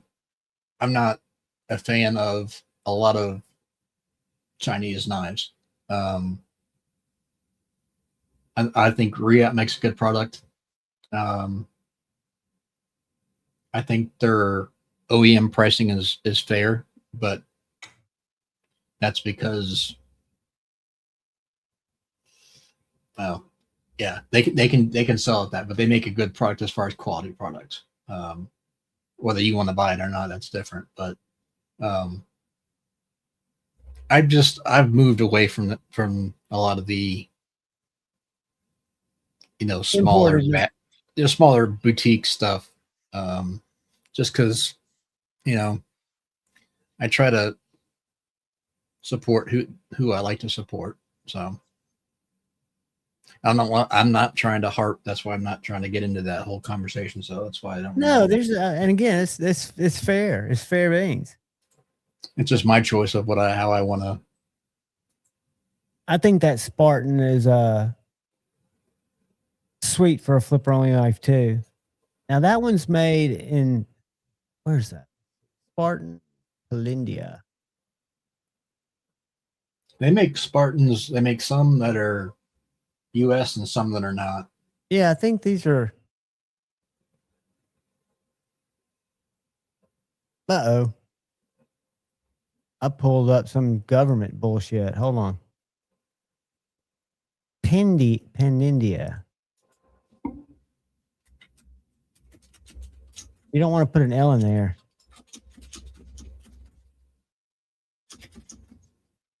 Oh yeah, that's a good looking knife and or shiz in MagnaCut. I think this is a US one, but and then you've got companies like Microtech. We've got that Annex down there that has been sitting forever. That's the most expensive Microtech we have in the case. I like that. 470 cool. for a frame lock.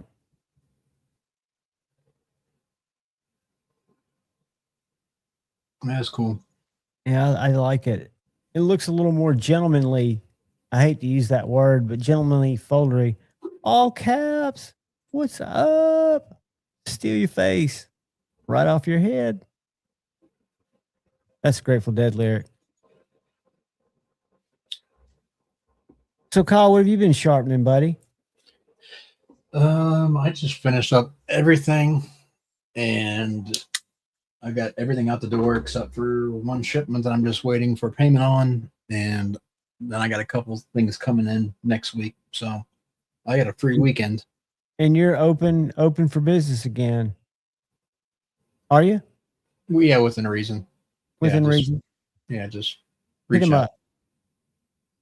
Hit him up. Hit up Kyle. Yeah, I get to go tomorrow afternoon and do my second to least favorite thing. I get to hook up my mom's one-legged friend's outdoor bird feeder that's got a camera that I've got to hook it up to her Wi-Fi again because it's spit it out so she can watch birds. It's a pretty cool little deal. She's got this bird feeder that sits out in her yard, and it gets really good resolution. She can just log into it and watch birds eating and shit. Does she not have windows? She does. But this this bird feeder's out towards the back corner of her yard. So she could just see the birds jumping around, where if she logs onto this, you can see them like the little eagles. And it's like a nest cam. You know what I'm saying? You get close up looks of the birds. Closer than I ever want to see of a bird. Put it that way. The doodle. Transparent doodle. Oh yeah. The Fixie from Brian. Yeah, that is a gorgeous knife. Let's see what Brian Kim's been up to. Transparent. Let's go jump around Instagram. Did we? See ya, Rick. Yep, that's all it is. Whatever makes you happy. And that's why I try not to harp on it. But if someone asks my opinion about a brand, I'm gonna give you my thoughts with without going overboard. As you should. Sometimes blasting a knife is not as simple as just blasting a knife. I like the way Brian's always putting out information. Is this a doodle right here? Yep. Yeah. Is that a pretty thick knife, Kyle? Have you sharpened one or seen one of those in person? I have not had one in hand yet, but I don't believe anything that Brian's doing would be crazy thick. It just looks sick. This, for some reason, looks thicker than I would have thought. I mean, I wonder what size he's starting with there. Yeah, well, there's a difference because it's not a full flat, so it's a hollow, and it's also Oh, so only it is half. hollow?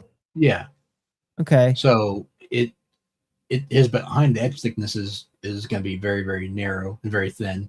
But I the feel blade you. stock's probably, I don't want to speak without, but I mean that doesn't look any more than like 3/16. No, sorry, excuse me, 5/16. Very, That very nice. looks like 1/8 inch, 5/16, somewhere in that range. I'll tell you one thing that was kind of cool that was representing at the Rocket City Knife Show today was Alabama Damascus. So they had very, very deep hollow. They had their regular pieces of steel that Shane or somebody would buy to make knives out of, right? What do you call those? Just a stock piece of steel in different thickness. But then they had Bar the stock. majority, yeah, the majority of what they were selling were knife shapes already cut out. I guess, like, would you call that a crafting type of thing where they had like, I don't know, 10 of each shape? Yeah, They probably had they're 50 just shapes. blanks. Yeah. So they had a bunch of blanks out there that I guess I didn't see how much they were selling them for. But it made me wonder what kind of, was that Pakistani Damascus caliber stuff that those were made out of? They didn't look as all that. The shapes didn't. Yeah, you can get those everywhere. I mean, those are any knife store. You can get blanks out of, whatever.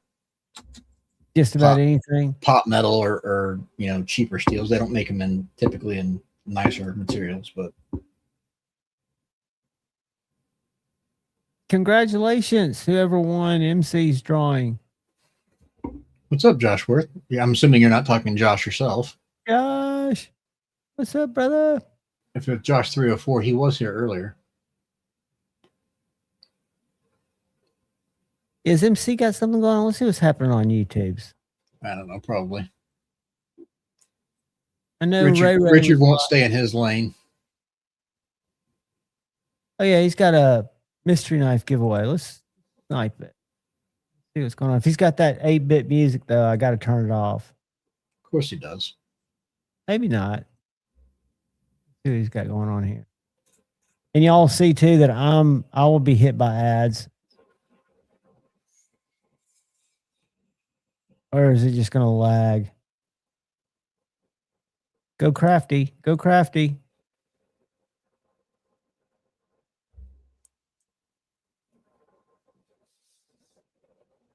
It's just going to lag. Then I'm going to get kicked off. Wow. So there's that. That's bad. Richard's, yeah, it is bad. I got to figure out what's going on. I definitely got to figure out what's going on. Because I've just got even the delay between trying to turn off my windows is jacked up. I feel like I clicked on something I shouldn't have clicked on. Probably did. No, I don't click on shit. I practice safe surf all the time, and rarely do I surf. All this computer does is processes videos, and it does it at a staggering pace. At an absolutely staggering pace. I'm going to check and see if Josh is over at Deeze's. Bees. Surely he's live too, isn't he? Bees.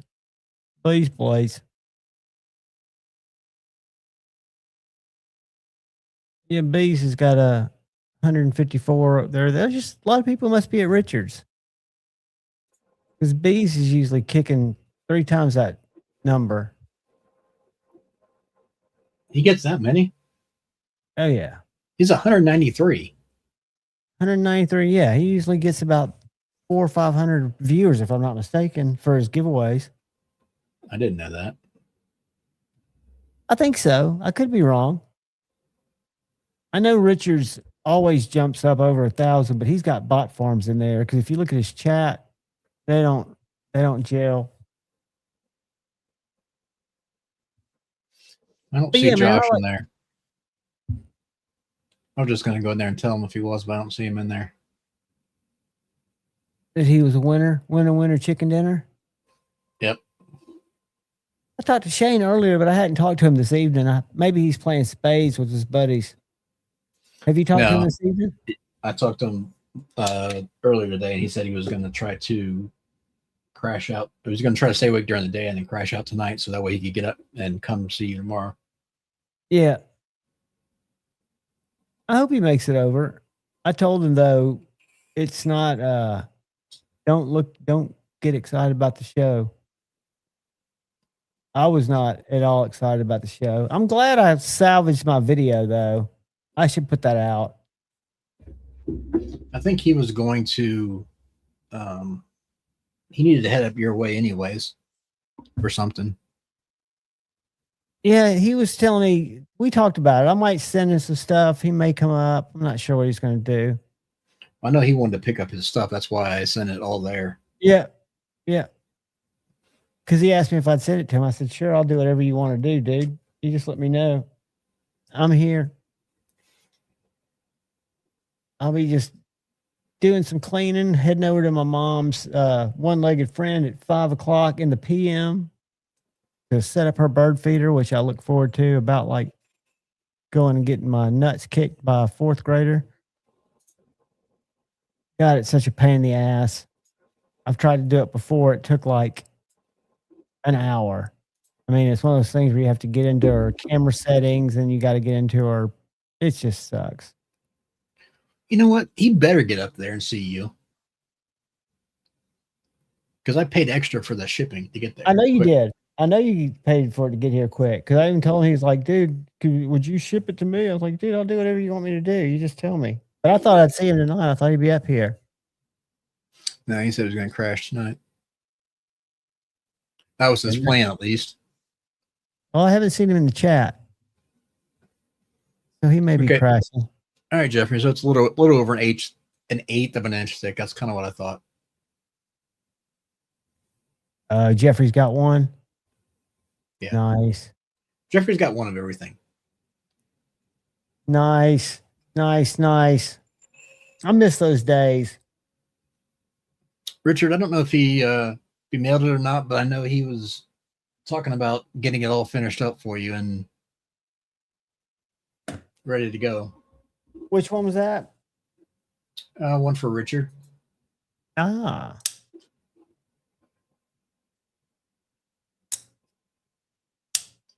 Yeah, there are a few Chinese knives. I'm trying to think. I had a guy come in, Knives and More, who had this exact God of Mischief.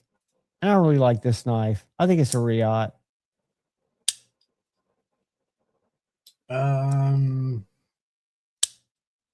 trying to remember back when that one, what that was. I think it was Riot. It was right after they did the big one. They did the big one about 6 months before. What was that big ass one called? Renegade. The Renegade. Well, Renegade Provisions was the company that did it. That's right. That's right. And they made one. Was a big one. I don't remember what it was called. But it was definitely Riot that OEM that one and this one. Let me look it up real quick while we're. See if you can find it, because I can't for the life of me think of what that was called. Gun rear. The gun rear. How big was that bitch? 9 inches? Let's see. Interesting design to put out, because that thing was huge. It was 9.34. Yeah, I'm loving seeing Nick Shabazz put out some stuff. Very good knife company's got a drop. Did you hear me? No, what'd you say? It was 9.34. 9.34. Holy shit. I mean, that's a big knife to put out there. Ooh. I was going to say this boa micarta looked really good, but it's sold out. This is a Falcon and this Wasp.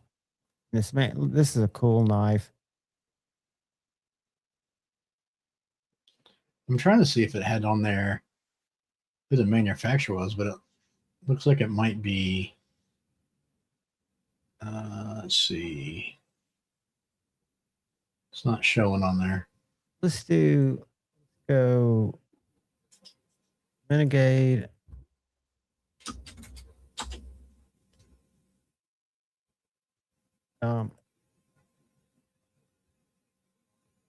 Let's see what Blade HQ says about it.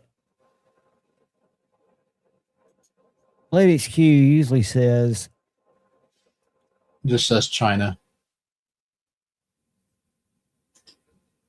China. Description. Blah, blah, blah. And look at the pop-ups.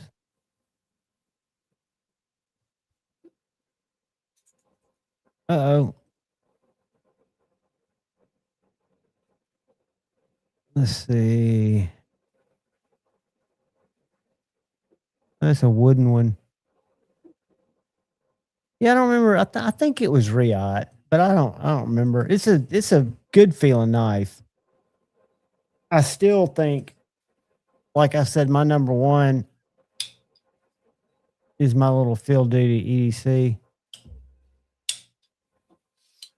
As uninspiring as this is.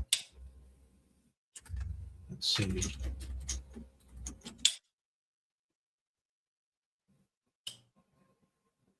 Yes.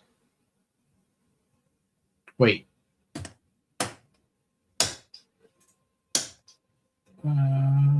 Yeah, it was Riyadh. It looks like on the Gungnir. On the Gungnir. Sierra, I talked to him actually this morning, and I brought that up to him, and he said he remembered, or he just hadn't got to it yet, but he's aware and is going to send you stuff.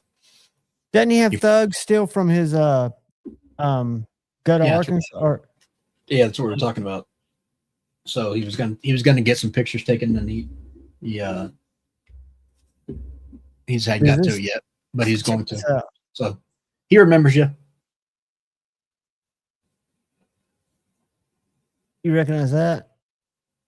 No. Something Shane's been dying for. That's a TKL, what's it called? Outlander. Listen to this. What? Listen. This is a beast. He's been dying for it, huh? Yeah. I'm assuming that's sarcastic. No, he says that if he could ever get one of those TKL knives, get him one. And I said, if I can get you one, you have to trade up something for it. You better get coming off a good looking thug, dog. They're proud of that knife. They're proud of all their stuff. Well, some of it more so than others. I'm going to grab Dr. Pepper. Hold on one sec. All right. I'm here. What's up, Paul? Mills, your thug is at Terry's right now. Doing tip. All right. Thomas, what's up? No, man, I'm really looking forward to building this knife out. Yeah. Since I failed on my first one. Did Shane tell you got those scales in? No, the Striders? Yeah. Oh, sweet. No, he didn't. Yeah, I don't know if they're going to get put on there or not. He was not impressed with the quality of them. Yeah. See, I'd never seen them. Who do you say they came from? I think they're off of Etsy or eBay, one of the two. I think it was Etsy because I'm like, why don't you send them back? He's like, well, I can't do that. I'm like, just freaking send them back if you don't like them. Paul, that's going to be a beautiful knife, though. Yeah, he does good work. Gentry does very good work. Beautiful work. Super nice guy too. Where'd you win that at? Yeah, I was wondering where. DeMaroni, what's up, brother? Good to see you, man. Where'd you win that, Paul?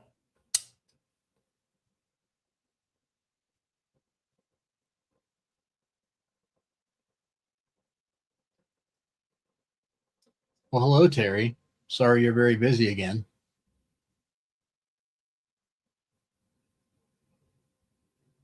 I wonder who won. I need to find out who won last week's giveaway.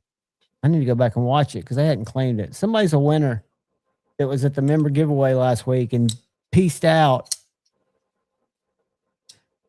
I'm gonna check. Go to the very end of that video and see if you won. Shoot me an email. I'll mail out your shit. If not, I'll find you. I just haven't gone in and looked for it. I thought I had it written down, and then Wednesday when I was off, I came over and I was like, all right, I'm going to reach out and try to find them on Instagram or wherever, and I didn't write it down, which I always do. It's not a big deal because it's on tape or on film. Jittery Knives is only 2 hours from you. Very cool. He seems like a really nice guy, and his knives are, what are those things called? It's got a style for that little. Well, he does all kinds of stuff, but he does a nest muck, but he does all kinds of stuff. Yeah, the nest muck. Did he move, Terry? I thought he was in Indiana.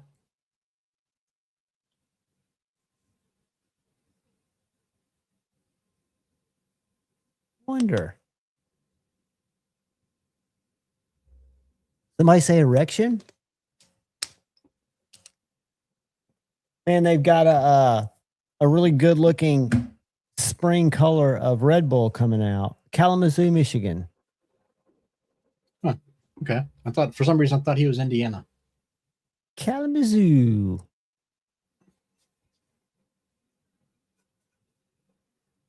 Kalamazoo. Oh man. I'm hungry as all get out. Dude, I'm starving too. I was thinking I was about to just jump in here and do this.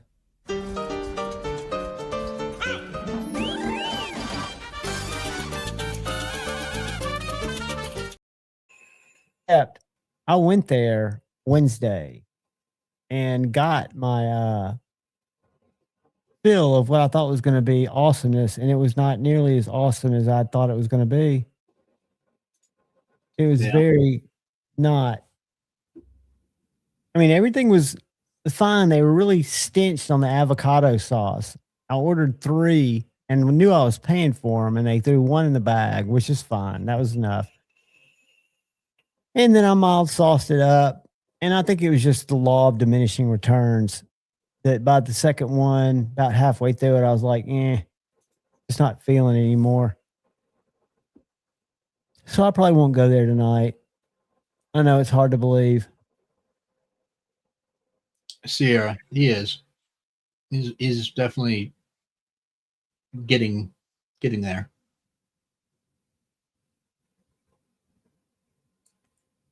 Oh, Terry. I would do it, dude. I would do it. Taco Bell it's very geographical. I mean, you could have the best Taco Bell Uber Eats to you, and I could at the same time have the most shitty.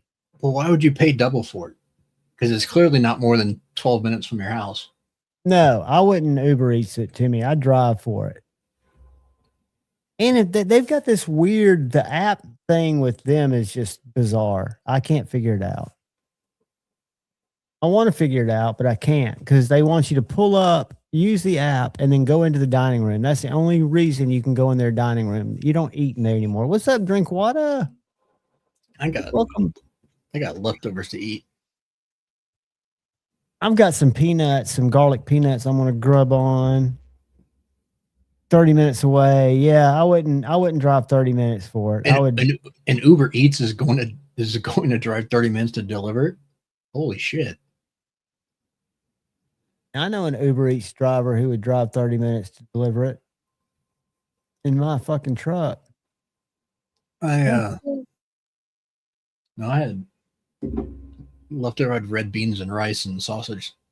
Yum. Yeah. That's the kind of thing that gets better. Yep. As you let it marry, as the flavors marry. Bees has got 227 now. What's up, drink water? Hey, one thing that I'm kind of stoked about, not that it matters, but I've been using AI for my thumbnails lately. Of course. I can't do a thumbnail, dude. I can't design. I can't get contrasting colors. My eyes don't see it. I suck. I let AI throw darts at it. And then I add shit to it. Because you can kind of, I hate to say collaborate, but you can tell AI what you want. Sierra, I give you credit for that. That's fair. I think that, but to me, I don't. So I don't think about that normally, but that's fair.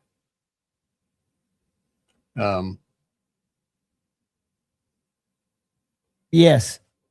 I just have a hard time because their menu prices are already more expensive than if you go there and get it. And then they have the delivery and then you have the tip. So you end up paying double for it. It's like, that's just crazy. Well, what's even wild to me is, and I can understand if I was drinking, that would be a much cheaper ride, but Domino's on their app, I can't get a pizza delivered to me. Yeah, you just go inside and pick it up, D-Metal. It makes sense. I use it all the time too. But for me to get out, I would think they'd want you to drive through the window. So the first time I did it, I pulled up to the drive-thru and they totally flipped out. I had to drive around and go in. So it kind of defeats the purpose of grab and go. But yeah, I need to get back in the loop there. But Domino's, even if I've got a free pizza, it's going to be $30. I don't get it. And I can go like 5 minutes to Domino's and pick it up for like 12. Dude, they run that special all the time where you get like 2 mediums for like $7 a piece. Yeah. Run that special and get it delivered to your house. It's $30. No, it's not. It's like $3 for delivery fee. I get that probably once a month.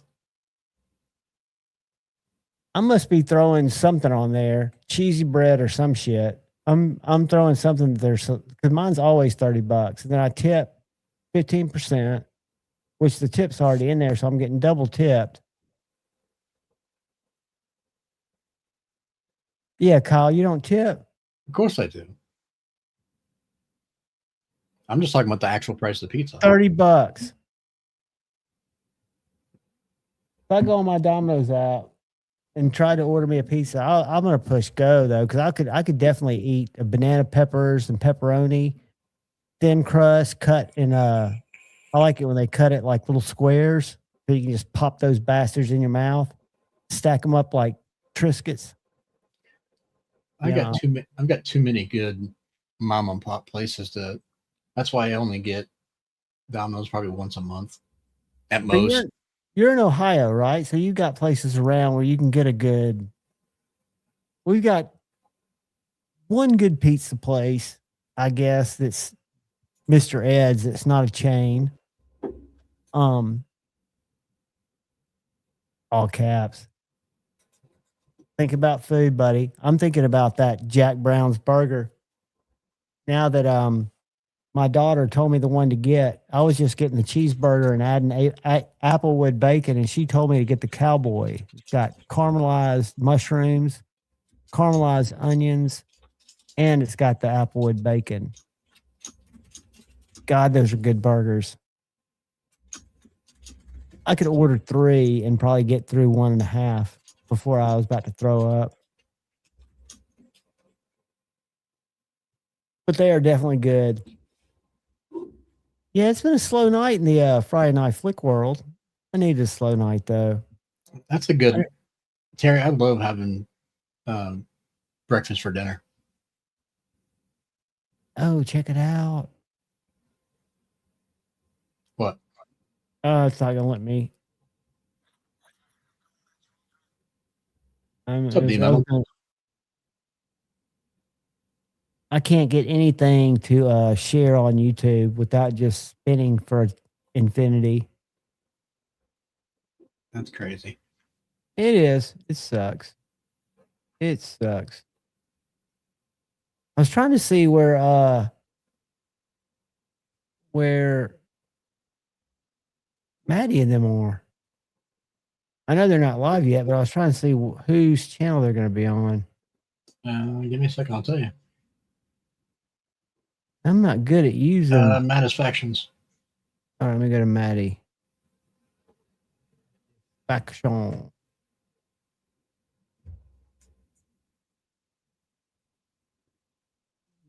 There we go. Bang. The pickle feeder. All right, we got an hour. Got plenty of time. I'll be completely frank. I'm not going to make that hour. Me neither. I thought we'd say, "Hey Shady, what's up, brother?" I thought we'd peace out and go get some food, man. That's probably what I'm going to be doing here before too long. Guys, I think we're going to peace out and go get food. Is everybody hungry like I am? Even though I've got food on my couch. But you can call me Nannerpuss, and guess what? Been working. Kyle, I'm gonna eat, buddy. I'm gonna bail early. I'm gonna be the big wimp. That's guys. fine. I appreciate each and every one of you. Kyle, surely you got something to bestow on these lovely people before I go.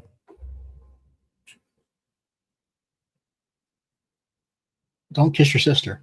Don't kiss your sister, guys. Remember that. Look out for the guy or gal to your left. Look out for the guy or gal to your right. Look out for each other. If I don't fall asleep, which I don't think I will, I'll see you at said faction. Kyle, I will see you at said faction, brother.